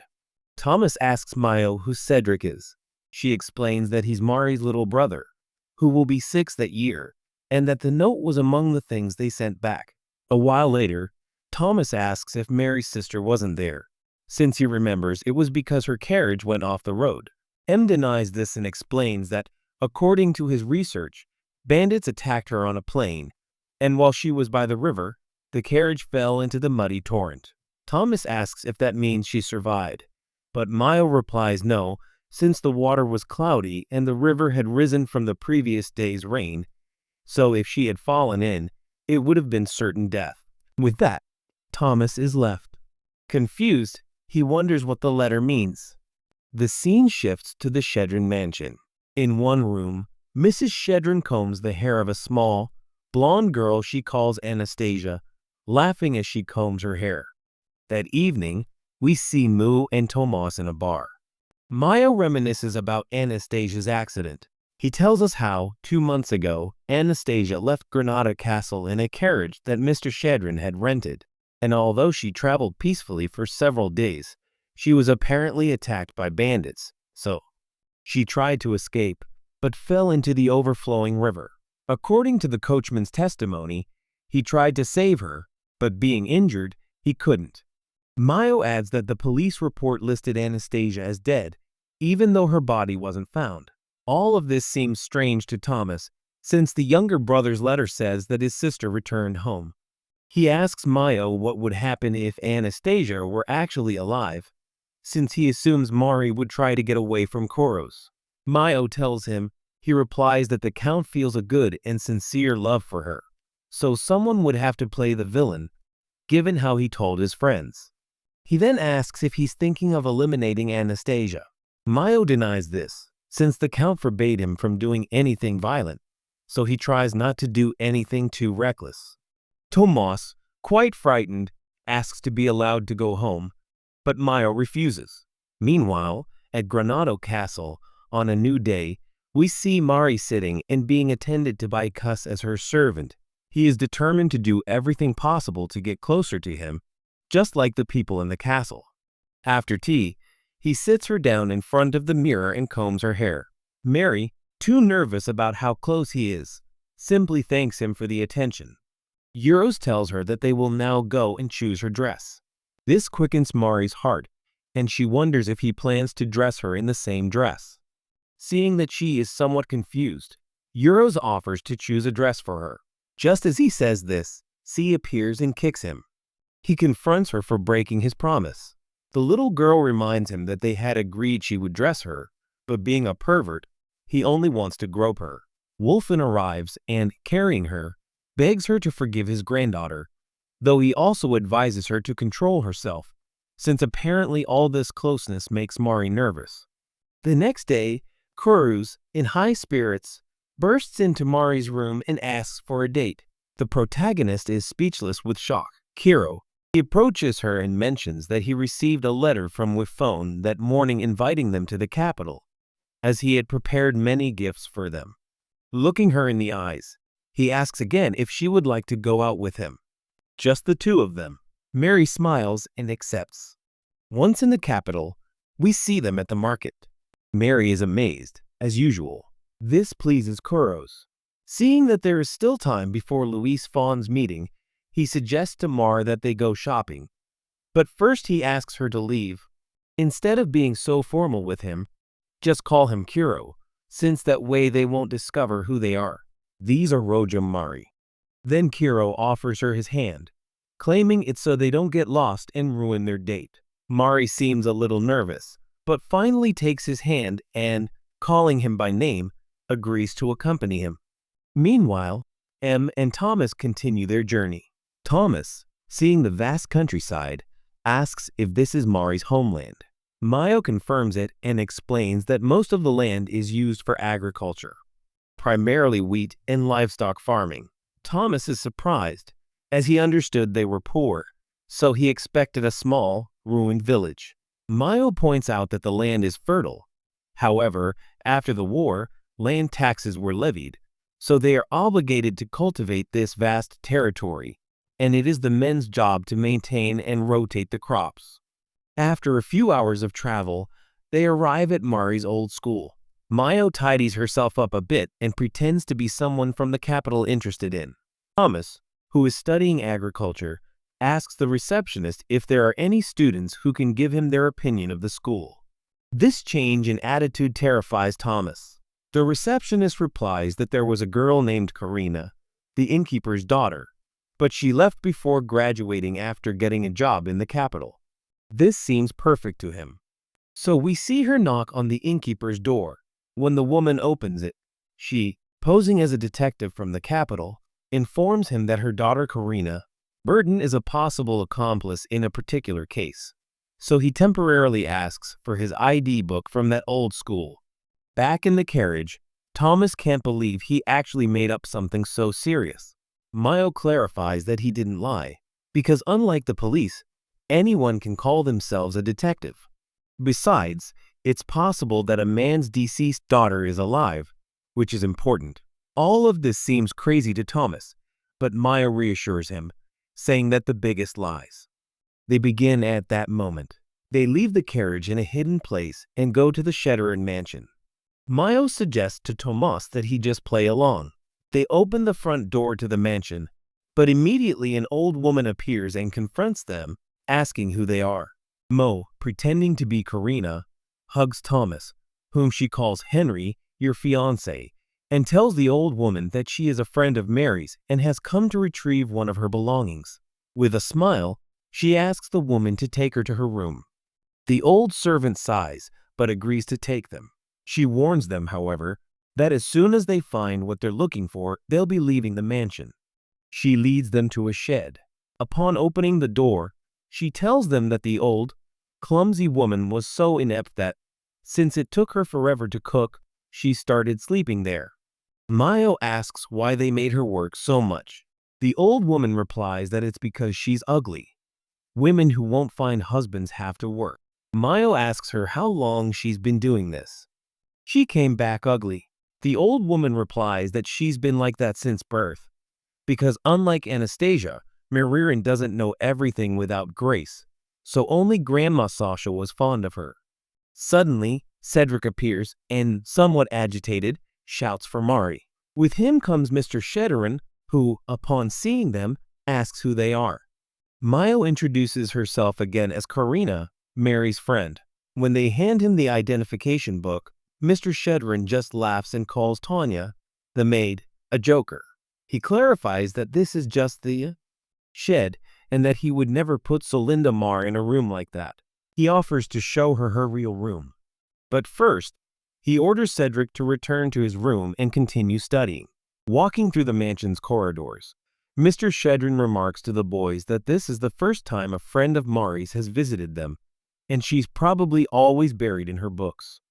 All shy and gloomy. Mayan replies that it's nothing like that, because Mari is very cheerful and kind. That's why everyone loves her so much. Mr. Shedderin pretends to be pleased. Upon hearing that, wanting to know their intentions, he asks them what they came looking for. Mayo replies that it's something personal between girls, so she can't say. Just then, they arrive at the room, but upon opening it, Mayo asks if he's joking too, since the room looks like his sister's. This puts the old man on the spot, and he asks her why she thinks that, to which Mayo explains that Mari is very studious, so it's strange that there aren't any bookshelves in her room.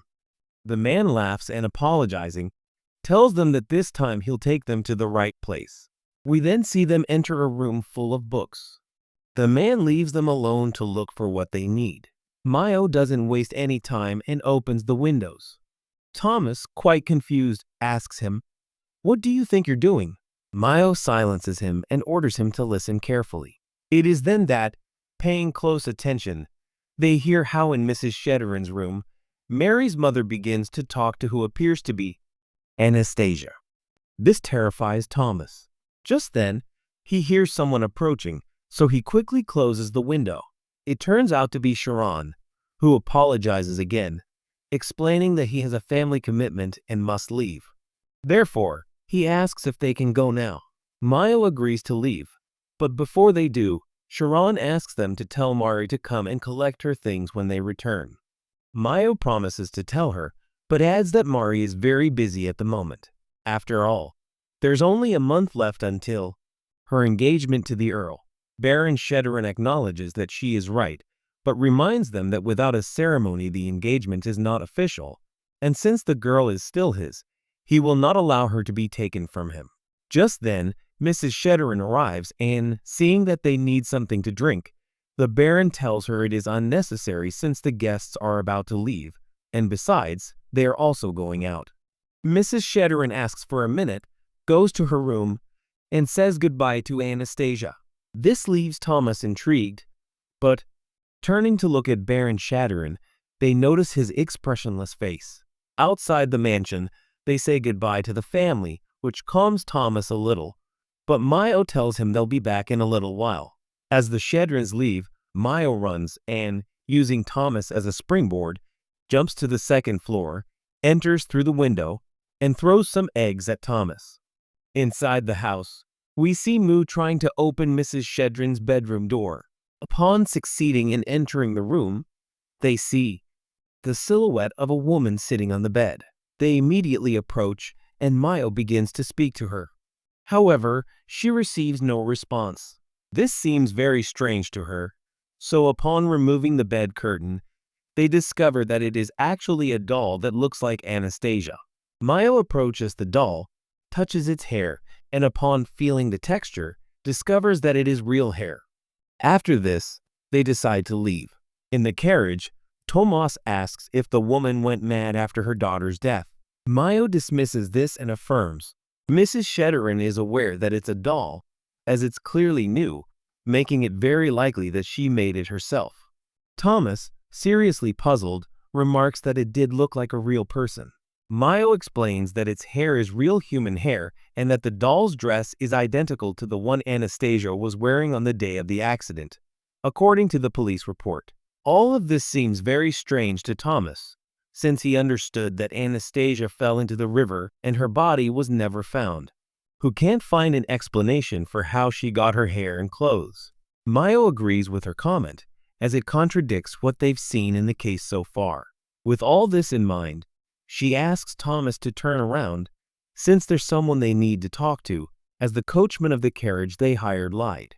While these two investigate a mysterious case, Mar and Kiros enjoy the food from the stalls. Meanwhile, Skiris takes her to Don Derma's stall. The owner gives Mari an ice cream, but just as the protagonist was about to grab it, the owner moved it. They continued like this for a while, and when they finally got their ice cream, Mari recommended that Kuruz buy another one, but he was lying on the floor, practically melting from all the cuteness. Then they went to a store selling fabrics and accessories from all over the world.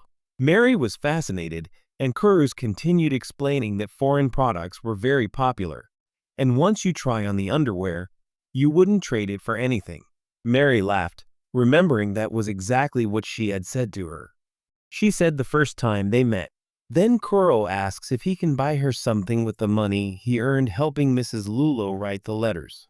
Excited, she looks at all the outfits, but when she sees the prices, she freezes. Euros explains that the price is because they have imported top quality items, but oh well. He picks up the clothes Mari had chosen and asks if they would suit her. Mari confirms they would, but adds that she would also look good in flashy clothes. Kuro, without hesitating for a second, he tells the saleswoman to get all the clothes Mari mentions ready. We see him trying on all sorts of clothes, even Frelia's school uniform. Seeing Mari laugh, he decides to buy it. Mari decides to leave the store for a while Kiros changes. Outside, she sees some beautiful accessories on sale. She examines one closely, thinking it would suit Kiros, but suddenly a boy calls his name. Hearing that voice, Mario remembers her sister. She turns around quickly but only sees a man who greets her. She asks if she misheard, but then the man starts inviting her to lunch. Mari assumes he's trying to solicit customers, so she declines.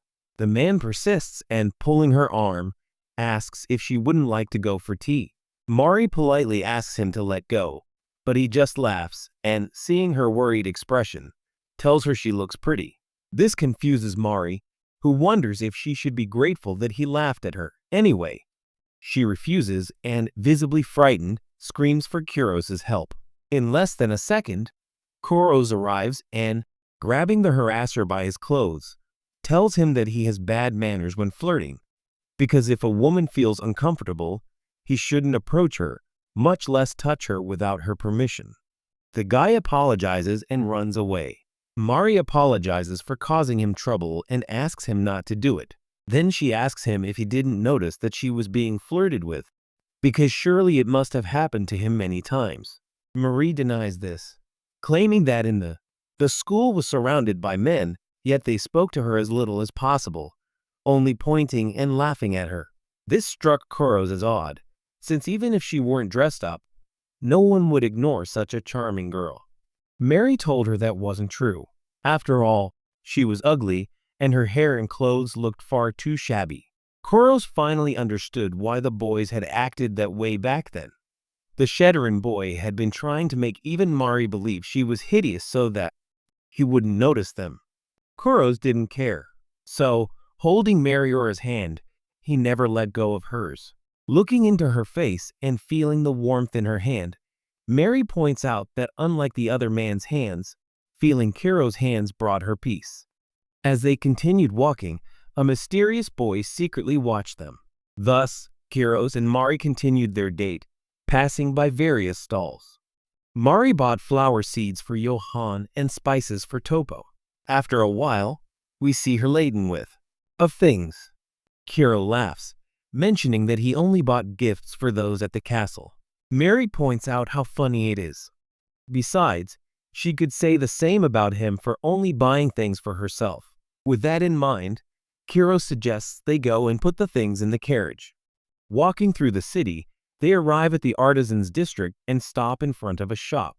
Kos mentions that this establishment works with the royal family, and that's where they arrange to meet Luan.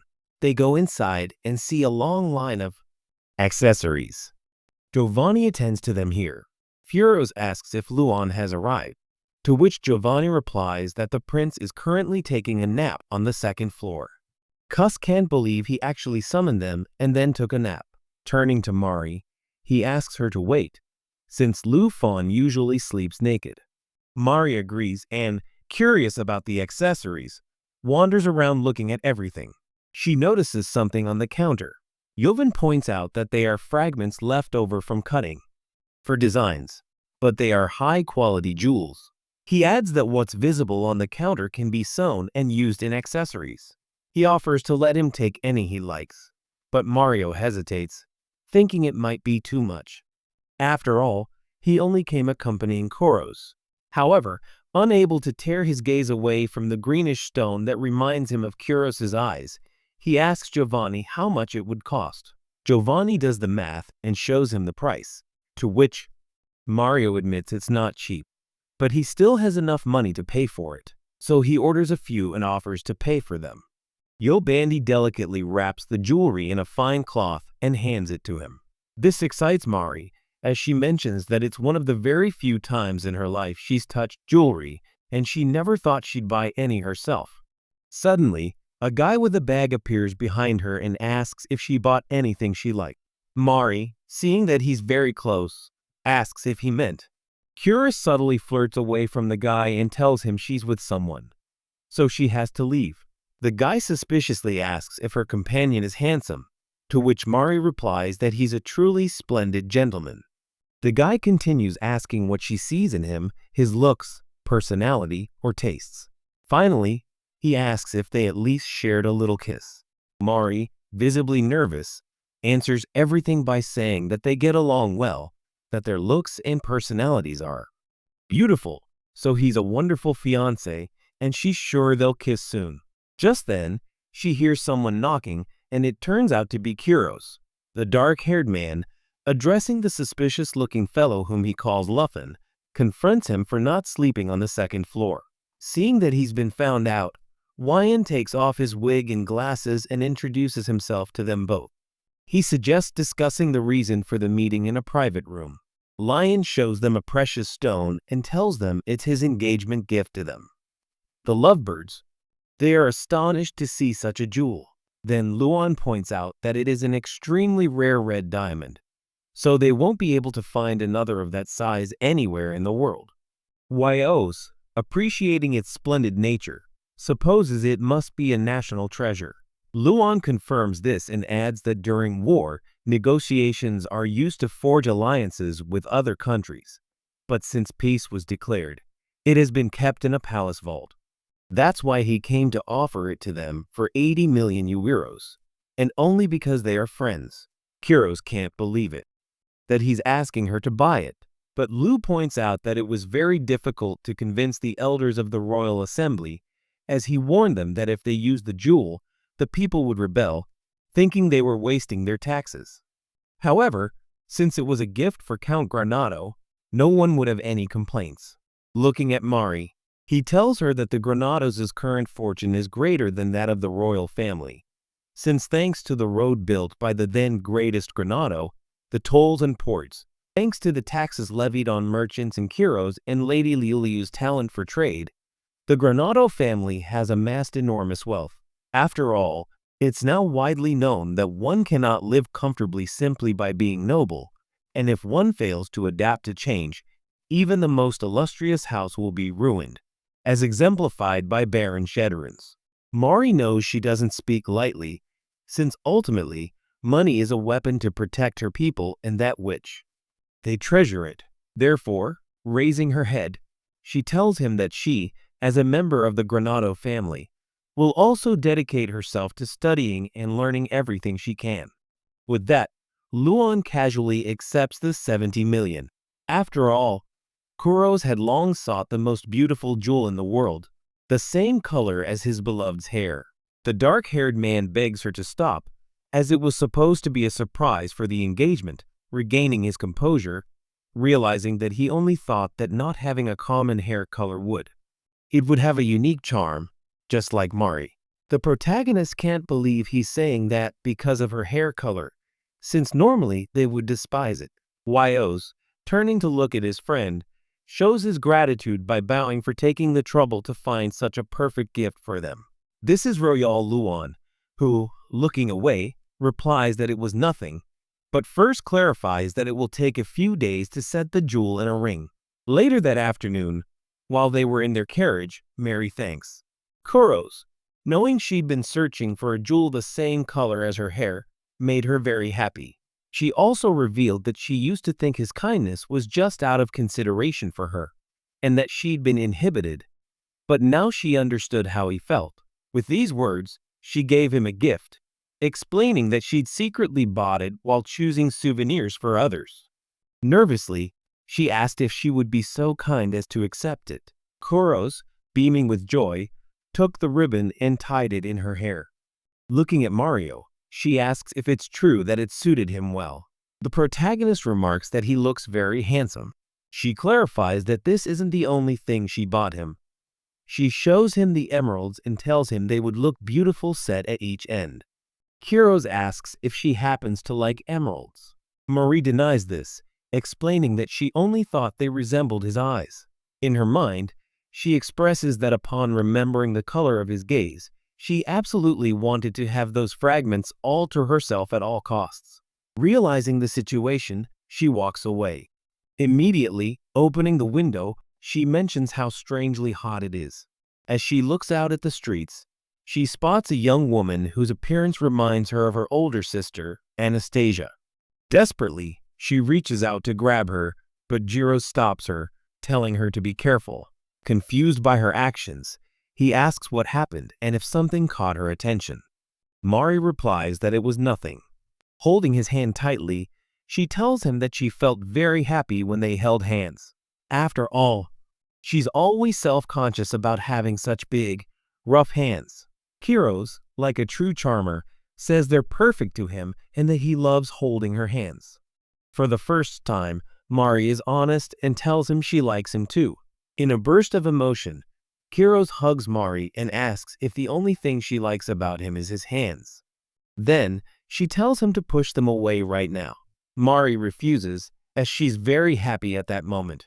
Suddenly, a voice says, "Then give me your place." Mari, in her former appearance, visualizes her sister, who asks her why she's there if that place belongs to her. Trembling, Maria listens as her sister demands she return her place. In the darkness, she can only imagine her sister with Kuros, assuming that's how it must have been. But something unsettles her, making her wonder why she feels so cold. Sensing her temperature, Juros orders the coachman to stop and take her to a doctor. We are transported to the past. Little Mari, visibly ill, was being cared for by Anastasia.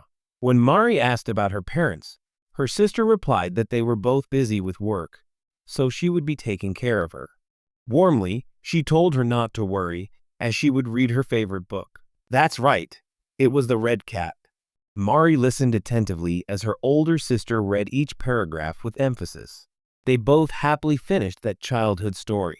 But while they were enjoying themselves amidst laughter, while they were alone, her grandmother and Mrs. Matcha burst into the room and, grabbing Anastasia, yelled at her that she had no right to enter Mari's room.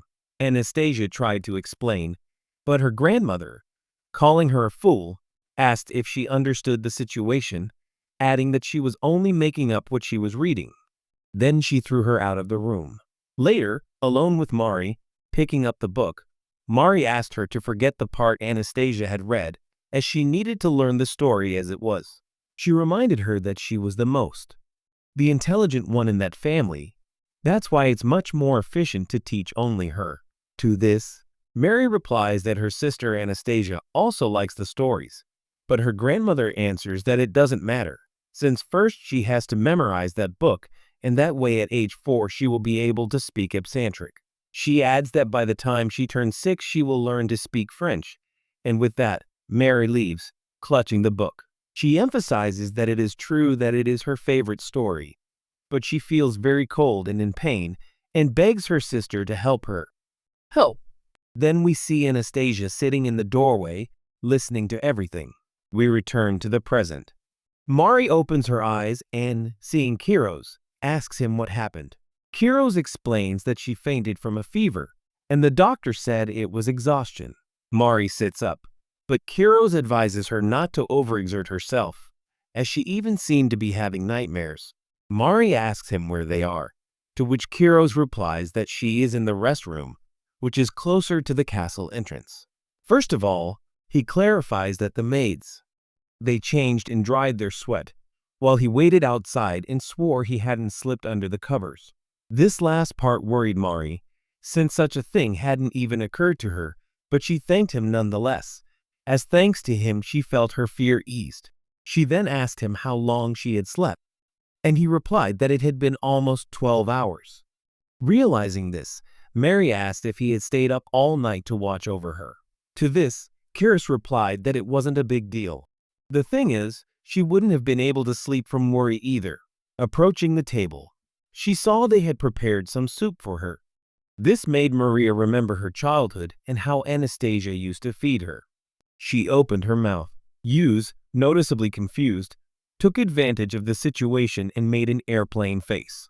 Mari immediately realized this, so she apologized to the Lagondo, explaining that it wasn't what it seemed, only that her sister used to take care of her. Yes. Kiros asked if her sister really did take care of her. Mario confirmed it, but clarified that it was only when they were children. She tries to remember when she first started eating on her own. Perhaps it was when her grandmother died. She's interrupted by Koros, who tells her that if the soup isn't enough, they've also prepared cookies. This brings back a memory. After her grandmother's death, her mother began to distance herself from her. She even remembers how she was once punished by being denied food for a day, simply for growing up. But back then, she was saved by Anastasia, who brought her cookies. Remembering this bittersweet moment, suddenly, he touches his chest. Seeing this, Koro becomes worried. Mari, looking at his face, can't help but think of her sister, who was so beautiful and kind that if she were still alive, Koro would never have been interested in someone like her. Suddenly, he feels a sharp pain in his head. Koro, worried, asks her to wait while he goes to call the doctor. Mari stops him, grabbing his hand, and begs him not to leave. Yoz reassures her and asks if she doesn't want to be alone because she feels unwell. Mar clarifies that it's not that, but rather that she doesn't want to be separated from him for even a second. Blushing, Karis makes it clear that he doesn't have to say those things just to thank her for taking care of him. Confused, Mari asks why those whims would be a way of thanking him. To which Kiros replies that it's because for a while now she hasn't stopped saying things that make him happy. Mario's eyes light up, and remembering the times he's been seeing Kiro, he wonders when he first started being able to look her in the eyes, since only she remembers how, even with her head bowed, he never stopped watching her.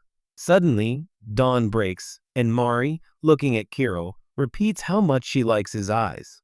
Opening up to him, she admits that before, his kindness to her puzzled her, but now it simply makes her happy, something that fills her heart with joy. This romantic moment intensifies with Mari's declaration, as, setting aside everything that holds her back, she confesses her love for him. Kiro, longing for this moment, takes Mari in his arms and he kisses her. After this, he emphasizes that he fell in love with her from the first moment he saw her. On the verge of tears, Mary mentions that she had previously rejected those words, but now she knows they are true. Ko is approaching her, his head expressing how happy he is, so much so that he feels like he's going to cry, giving her a hug. It's clear that it's not only because their love has blossomed, but because the day has finally arrived when she expressed what she feels and desires, something that makes him extremely happy, leaving their romantic moment behind. The visa that will go to. She tells the doctor she's awake, so she asks him to wait there in bed. This makes Mari blush, but she agrees. Kiro, noticing, clarifies that he didn't mean it that way. Mari apologizes for rushing things. But anyway, to avoid such an awkward moment, Kiro says goodbye. As she closes the door, Mari hears a thud and immediately goes out to see if something happened. Then she sees Kiro lying on the floor and approaches him, asking what happened. Unexpectedly, Mayo replies that he started skipping and tripped. Seeing that he's back, Mari gives him the welcome, but Mayo sets this aside and asks Kiros to accompany her, as her guest is waiting in the drawing room. Kiros decides to take Mari with him, though she hesitates. The Count tells her it won't be pleasant, but she should hear it from Mari herself. After all that, regarding Anastasia, her family, upon arriving at the place, submits and introduces him as Jacob, the coachman from the road Anastasia was traveling on. Mary wonders if it's the one where her sister had the accident. At that moment, Kuruz begins to speak and he asks if he was the one who killed Ernesta's Shatterin. Faced with such a sudden question, Jacob refuses to answer. My wife expected this, and that's why she calls someone. At that moment, Johann enters and, approaching the coachman, mentions that he learned he's from the Bondari archipelago. He mentions that he's also from there, so he'd like to know on which island he was born. Jacob, puzzled, asks how someone from Bondari can work at this castle. Johann tells him that Count Grenado's mother is an expatriate from another nation, so the Count also grew up being insulted by the people of this kingdom and therefore doesn't discriminate against him. So he can rest easy, since the Count isn't summoning him to punish him, but to give him a reward for having killed Anastasia. He explains that the Count, as the Duke's son, was forced into a marriage with her, but he had fallen in love with the younger sister, Marie, who is present here. Johann emphasizes that he will receive good rewards and could even get a job in the castle.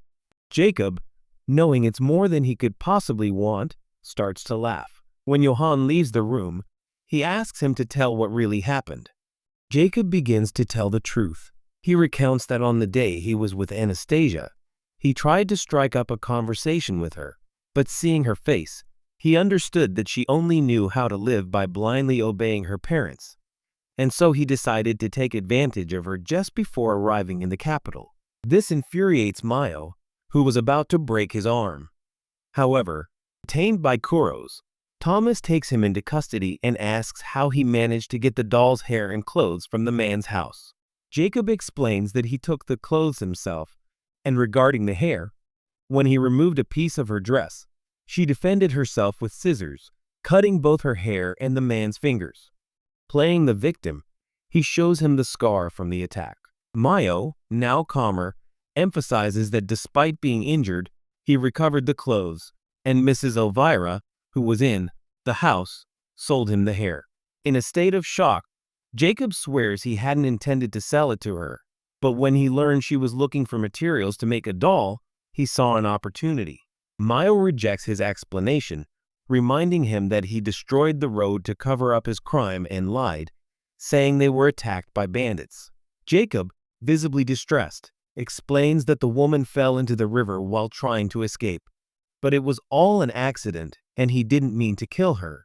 Amidst shouts, they beg him to believe them. Mari tells him to stop talking. Staring intently at Jacob, tells her that his beloved sister died because of him. Shamelessly, Jacob claims it was for the best, since she was hiding men's clothing much too big for her, making her a loose woman who surely had another man besides her fiancé. Mary, filled with rage, yells at him that he wouldn't dare insult her sister. Jacob is indignant and asks who she thinks she is, if she wants to be treated the same way as her sister, but she intervenes and knocks him to sleep. She quickly returns to Mary and apologizes. She confesses, until very recently, he never mourned Anastasia's death, believing she mistreated him just like his parents, but now he understands that wasn't the case and feels guilty. He reveals that he even thought her death was divine punishment. But that's not all. He felt fortunate to have proposed to her by mistake, as it saved her life. Mary, with tears in her eyes, understands that without that mistake, she would have been the one on this road. But her sister, she ended up dying in her place. Kiris asks Mari if she would allow him to ask Anastasia for forgiveness at her grave. Mari mentions that Anastasia doesn't have a grave, as her father considered a tombstone a waste. Kiris then asks if she had any favorite places, flowers, dishes, or songs, as he wants to at least ensure her soul rests in peace. Mari shakes her head, indicating she doesn't know, but at some point, a great chasm opened between them. She was a fox, but she could walk freely outside, while her beloved sister, beautiful Lucia, was not allowed to go out, as she was considered a perfect being who should be loved by everyone.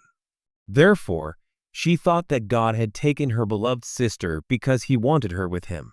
However, now she remembers that her sister was also a human being, shedding tears on the mint for having forgotten her goth boyfriend. After all this, Mari and Kiros, dressed in black, pay their respects, Anastasia leaving a bouquet of flowers in the river. Kiros tells Mari that the canal leads to the artisans' district in the capital, a rather cheerful place, so she probably won't feel alone there as the last god. Mari, gazing at the sky, imagines her younger sister inviting her to play. A week later, we see Mari sewing Kiros' ribbon, while he watches her closely to treat any needle pricks. When Mari finishes, Kiros asks if he can touch her hair. Kiros, being completely domesticated, accepts. Luli, seeing this, can't believe her son has become such a lapdog. Later, Mari gives the women gifts she bought in the capital.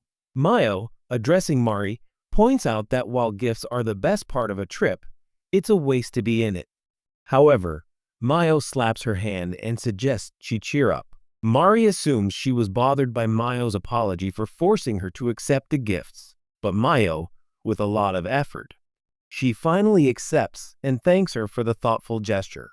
Mari, with her usual gentleness, tells her that she loves her very much and that this is her way of thanking her for everything she does for her. These words make Mari happy, and she even blushes. At this point, Julio tells Mari that she also has a gift. Suddenly, she pulls out the book she wanted to refinish, completely new, which, as expected, turns out to be a mess. Julio adds that that's not all. She then pulls out another book titled Great Figures of the World. This confuses.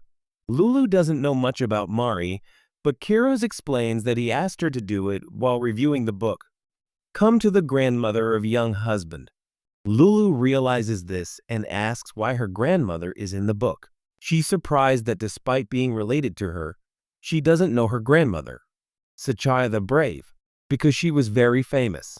Lulu tells her that despite being born during the war, when women had no status whatsoever, at just 16 years old Sachaya was fluent in 7 languages and served the army as an interpreter, and how her grandmother revolutionized the advancement of women in society. Her story was captured in that book. Mary is astonished to hear something so incredible about her grandmother, as they had no idea. And she supposes that's what bothered her father.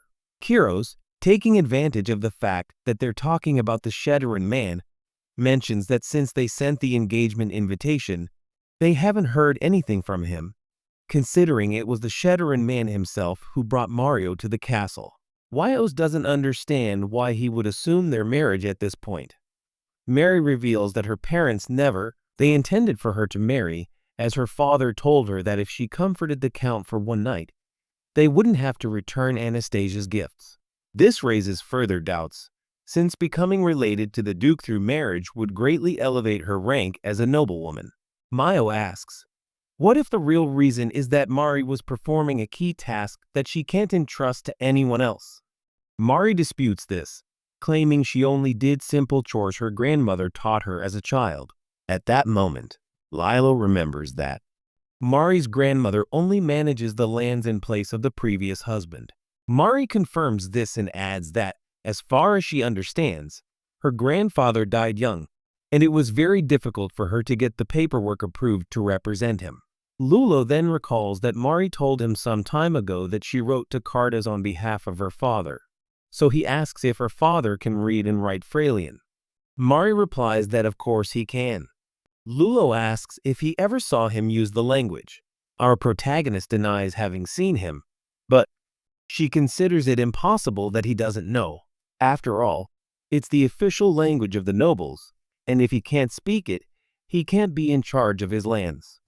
Unable to believe such nonsense, she orders her friend to send a summons to the Shaitan, but if they still don't respond, they will take him to court. This worries Mari, and she wonders what kind of crime her father committed. 4 days later, Mari, Kiros, and Mayo prepare to receive Baron Sheddaran. However, upon opening the doormen are surprised by the presence of Prince Luan. Mayo, completely annoyed, greets him with a polite suplex. They also invite him inside to try the food. Luan remarks on how delicious the food is, though he understands that's to be expected from the Granado family's cook. When he turns to congratulate Topo, he's taken aback by how thin he is and tells him so. Topo, somewhat depressed, explains that as the engagement ceremony is approaching, royalty and guests from various regions will be attending. He's been very busy devising recipes and buying ingredients. After the meal, Kiro asks Lu to stop beating around the bush and tell him the reason for his visit. Luan takes out a small box and, upon opening it, mentions that it's Mari's engagement ring. He asks the protagonist to give him her hand, something Kiro, completely jealous, refuses to accept and demands that he leave them alone for a few minutes. Luan agrees. We then see Kiro carefully place the ring on Mari's finger, observing that it fits her perfectly. Perfect. Mari points out that she's never experienced wearing a ring before. Hearing this, Kiro is overjoyed that he didn't let Oliphant put it on her. Mari, meanwhile, thinks about how much effort Kuros put into finding a jewel that matched her hair color. As a sign of love, she kisses him, and he comes in to ask what they thought of the gift. Kiro, of course, thanks her and emphasizes how wonderful the ring is, as if the famous Norman had done the work. Luan. She asks if he's referring to the button maker Norman Smith. Kiro confirms it and says he's sorry he retired because of his age, as he had spectacular talent. Mari, not quite understanding, asks and wonders if he used to make buttons. Kiro explains that buttons used to be very expensive adornments, so every refined noble pays attention to them, and some even commission clothing based on the buttons. After this brief explanation, Mari manages to understand, and Luan makes a comment. Directo mentions that it's true the only one who could design a ring like that is Norman Smith himself, but then realizes and asks if Norman actually made it. Arfin confirms it and adds that it was actually his real gift to them. After all, he found out where Norman had gone and went there in person to beg him. Kiros, admiring the jewel, admits he's surprised he managed to convince someone as stubborn as Norman.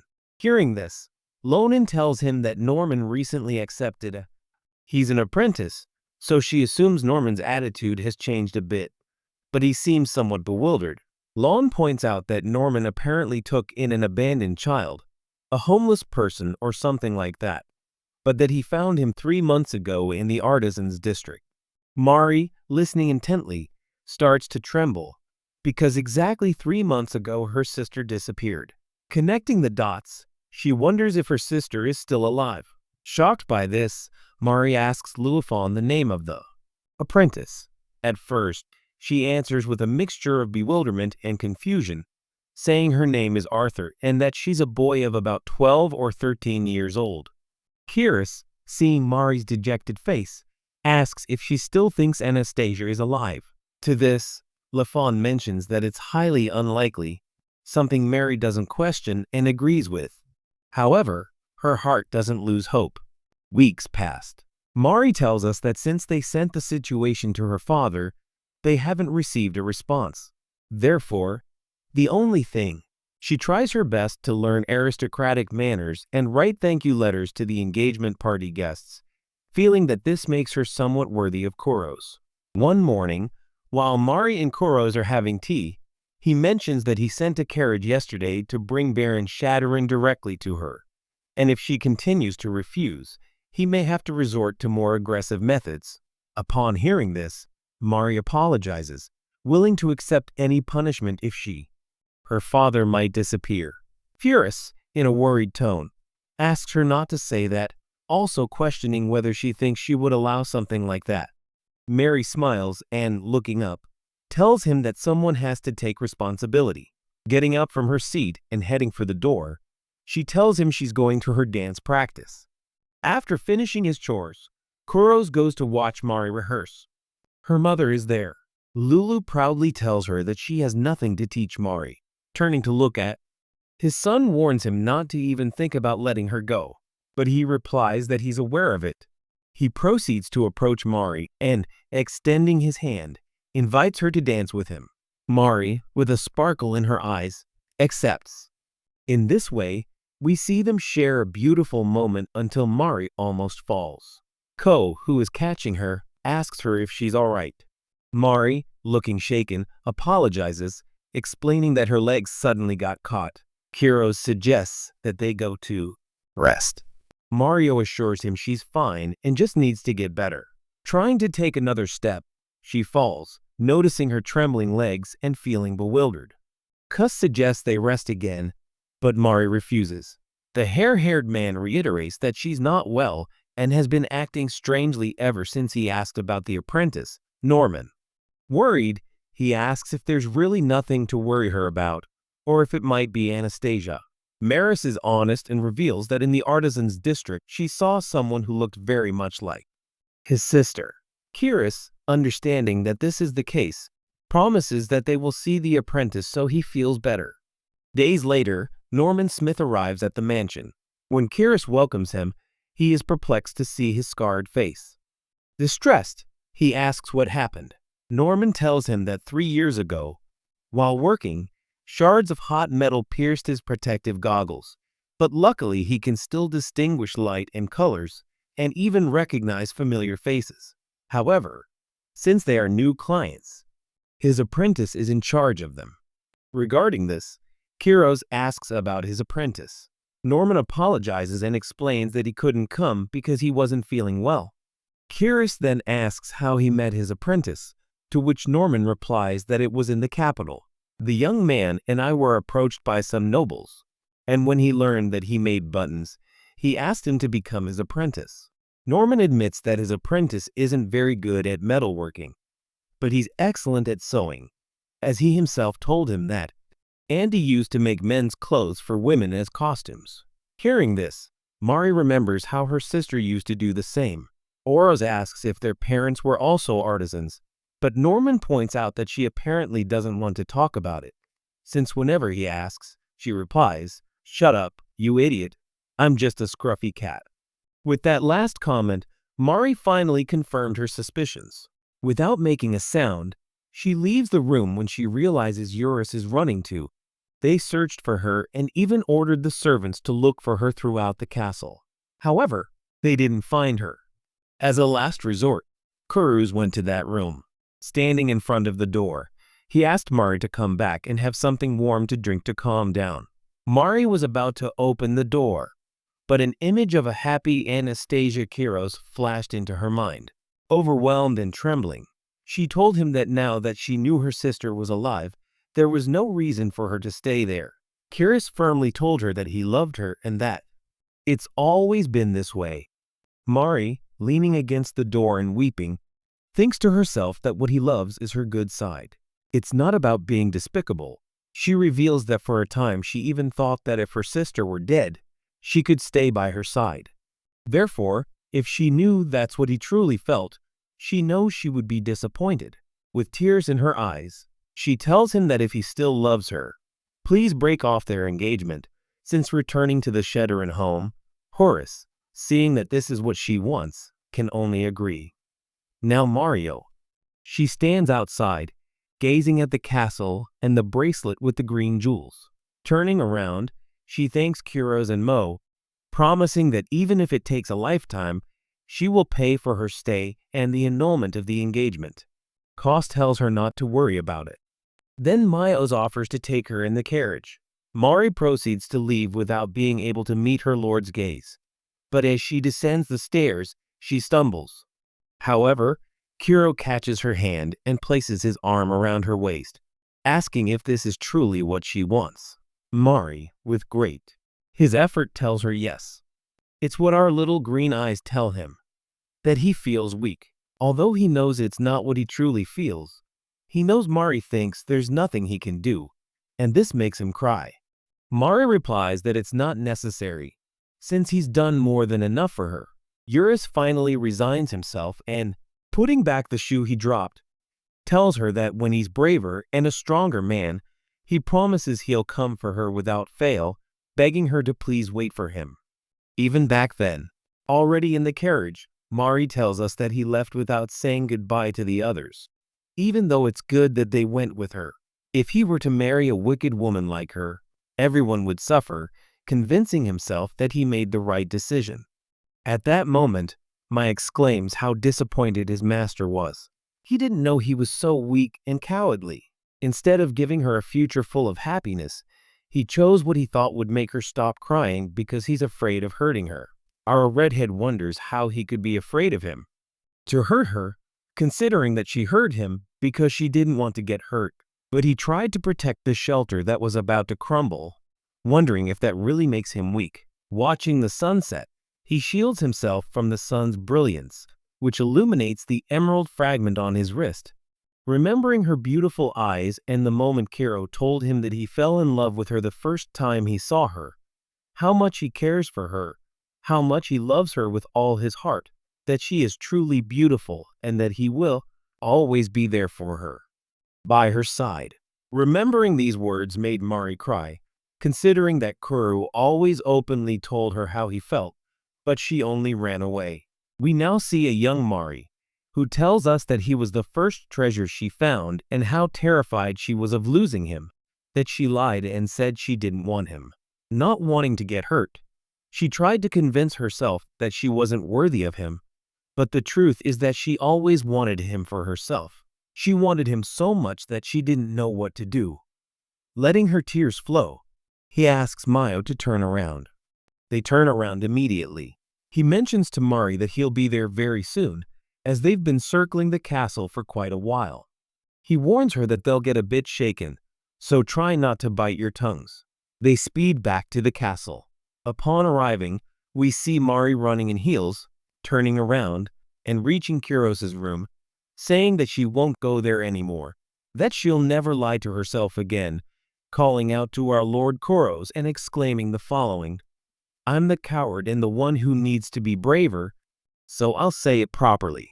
I love you, the people of this castle, and everything around it. I don't want to give it to anyone else. Please, give me all of you, only me." After saying this, we see her with a calmer expression. Just then, she hears footsteps behind her, and it's none other than Kuros. Mari wonders what he's doing behind her. He's been following her, so they both run to embrace. When they get out into the courtyard, Sia runs crying to hug her, saying never to be heard again. Go. The rest of the family welcomes her, apologizing for worrying them. Lulu calls to tell her not to leave again, promising she never will. Mari mentions that without realizing it, she had been accumulating genuine feelings, finally seeing the castle as her home, holding hands with Koros. Later that night, we see them sleeping together. Mari wakes up to find an innocent Koros looking for her, offering her his hand and saying she looks adorable. Just then, Mayo knocks on the door to tell Mari that, if you'd like, you can go take a bath now. So before you go, take a closer look at Koros. As she returns from the bath, she wonders if Koros has woken up yet and if he's still looking for her. But we see the silhouette of a boy behind the bushes, who quickly and stealthily approaches Mary from behind, holding a knife to her neck. He asks her, "Where is Mary Shederin's room?" At that moment, Mari recognizes his voice. The boy mentions that it's so dark he can barely see anything, so he orders her to take him there quickly. But, fortunately, Koros appears, holding the child and leading him away. He mentions that the child woke up and came looking for her. The child yells at him, calling him a giant. Kiro wonders what's wrong with this rude little rascal, but Mari tells him he's mistaken, and when they shine a light on him, they see that it's actually Anastasia. Mayo also arrives, apologizing for being late. Seeing the three Anastasias, Kiros asks Mari, "Are you sure it's her?" Mari replies that she is, although her hairstyle and everything else is different. At that moment, Anastasia recognizes the voice asking if she is Mari. Mari confirms it and, approaching her, asks if she is her sister. Anastasia confirms it as well and looks surprised, wondering what is happening. Anastasia recognizes Count Granado, demanding that the engagement to his brother be called off immediately. Standing before him, she tells him that if he only wants a child with a noblewoman, she is sufficient. This makes Koros very nervous, and Mari asks if she wants to marry Lord Koros. Anastasia tells her that she wouldn't dream of it. She would never marry him. With trash, and uses her money to buy a surrogate. Mar and Kiros are stunned by how rude she is. Then, Anastasia asks her why she waited until now to appear. Seeing that Anastasia doesn't want to answer, Euros mentions that he will inform Norman and that, for the moment, Anastasia was about to refuse to enter the castle because of how dirty she was, but Mari accompanies her to take a bath.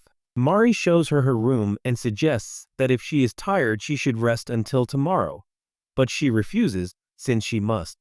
She wants to tell her everything and ask for forgiveness for never having protected her. Anastasia begins her story from the night she got a fever and her grandmother scolded her. We see a young Anastasia sitting in the doorway. As she leaves, her grandmother tells her to leave the rest in her hands.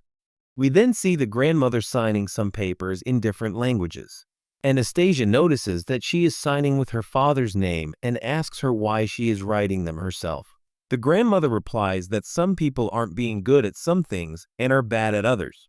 Anastasia tells her that unlike Marion, she is very intelligent, to which her grandmother replies that she has a creativity that few people possess, a talent that cannot be measured academically.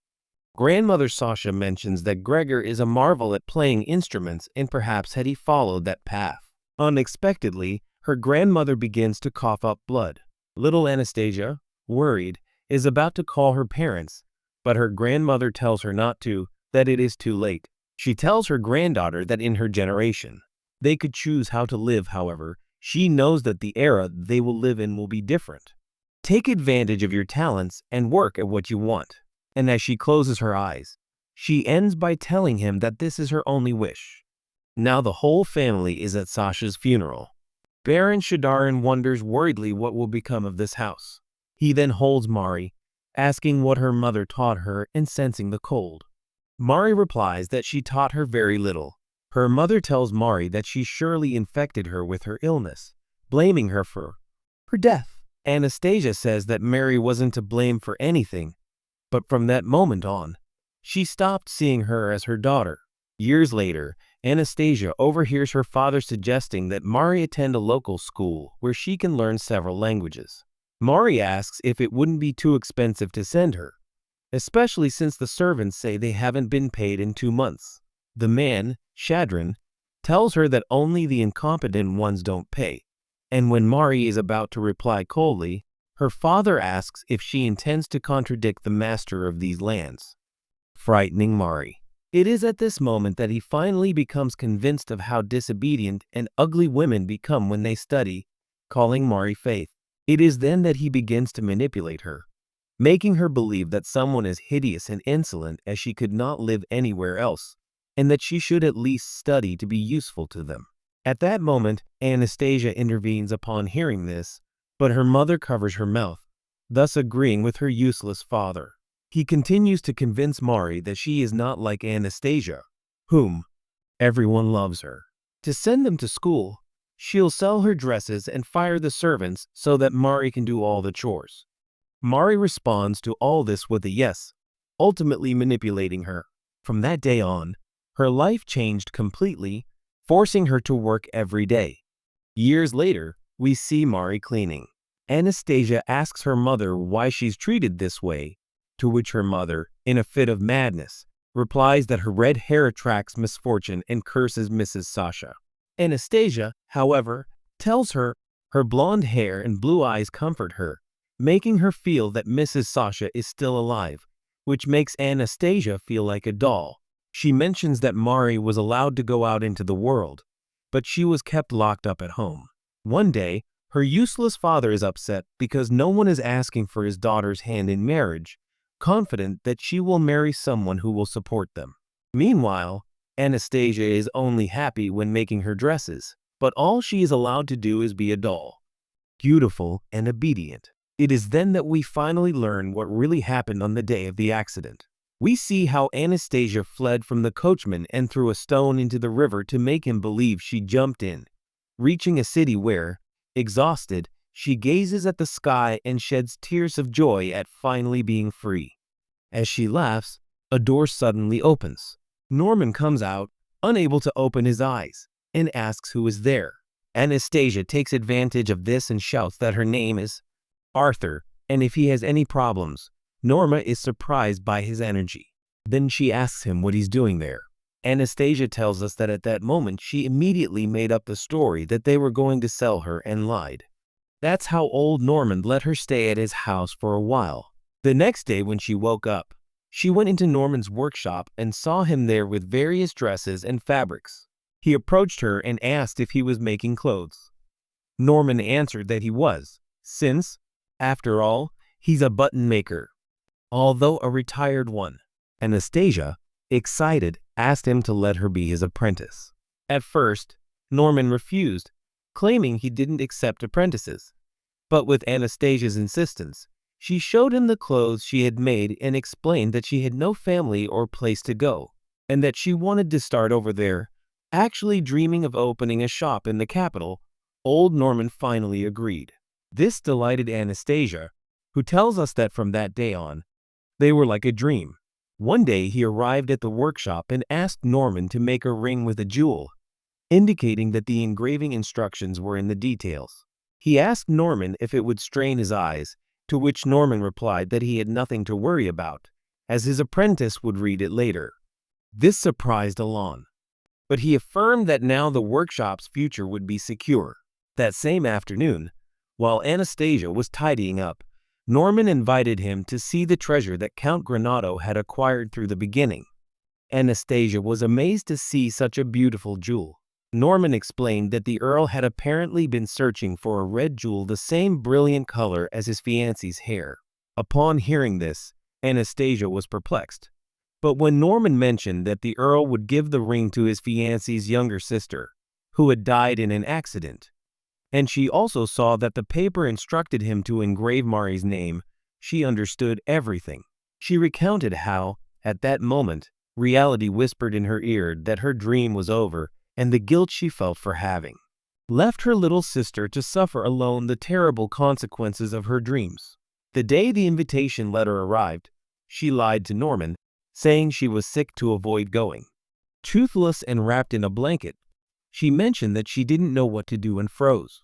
She thought that perhaps Mari was suffering at that very moment because of her. even though she wanted to protect her and for her to at least be able to live her own life. With this in mind, she vowed to protect her no matter what, and thus she set off for the Count's castle. Back in the present, Anastasia gets up and, taking Marries' hand, apologizes for being late, but promises to protect her from now on. This moment is interrupted by Mikoros, who enters the room. Anastasia quickly steps between them to protect Marries. Our redhead thanks him for his intentions, but close to Kyros and holding his hand, Anastasia assures him that it's all a misunderstanding and that they truly love each other.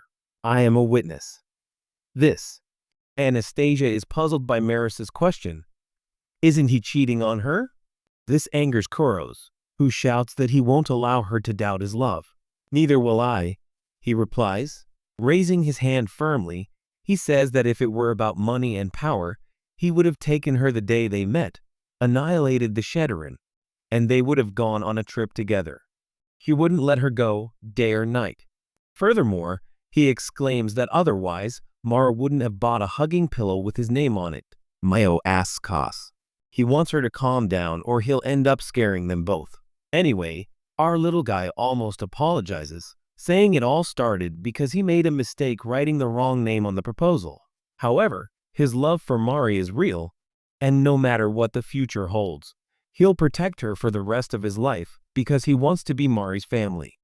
Anastasia sees Marries approaching Kyros' arms, so she asks him if he can stand by his words, because if he fails, she'll come and take her away. Kyros swears that that's how it will be, and they'll be happy together no matter what.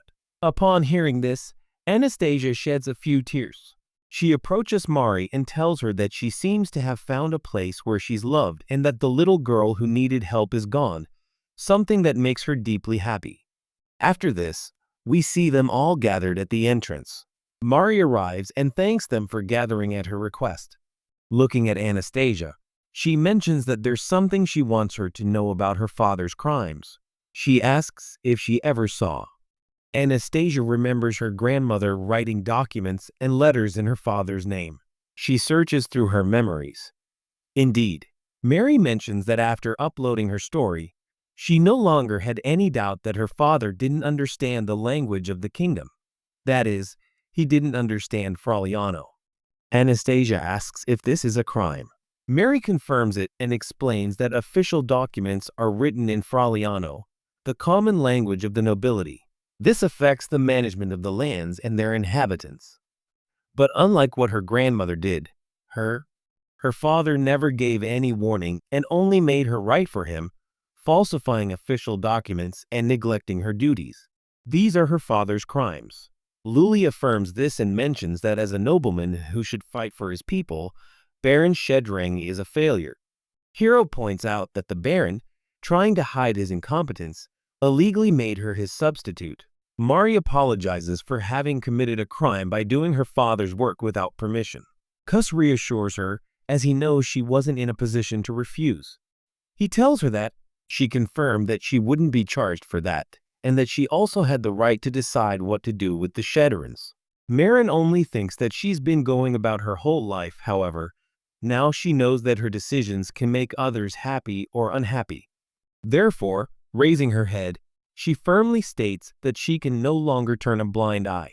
She tells them that she wants to prove the truth to herself, so she asks them to allow her to decide what to do after that. Furthermore, she also feels like telling her father a few home truths.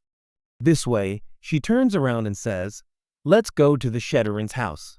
Anyway, if you've made it this far and want the next part, comment the word Marries to show you reached the end. I've included this recommended video here on screen. Remember to subscribe, like, and share with your friends. That's all from me. Take care, drink water, take a shower, and I'll see you in the next one.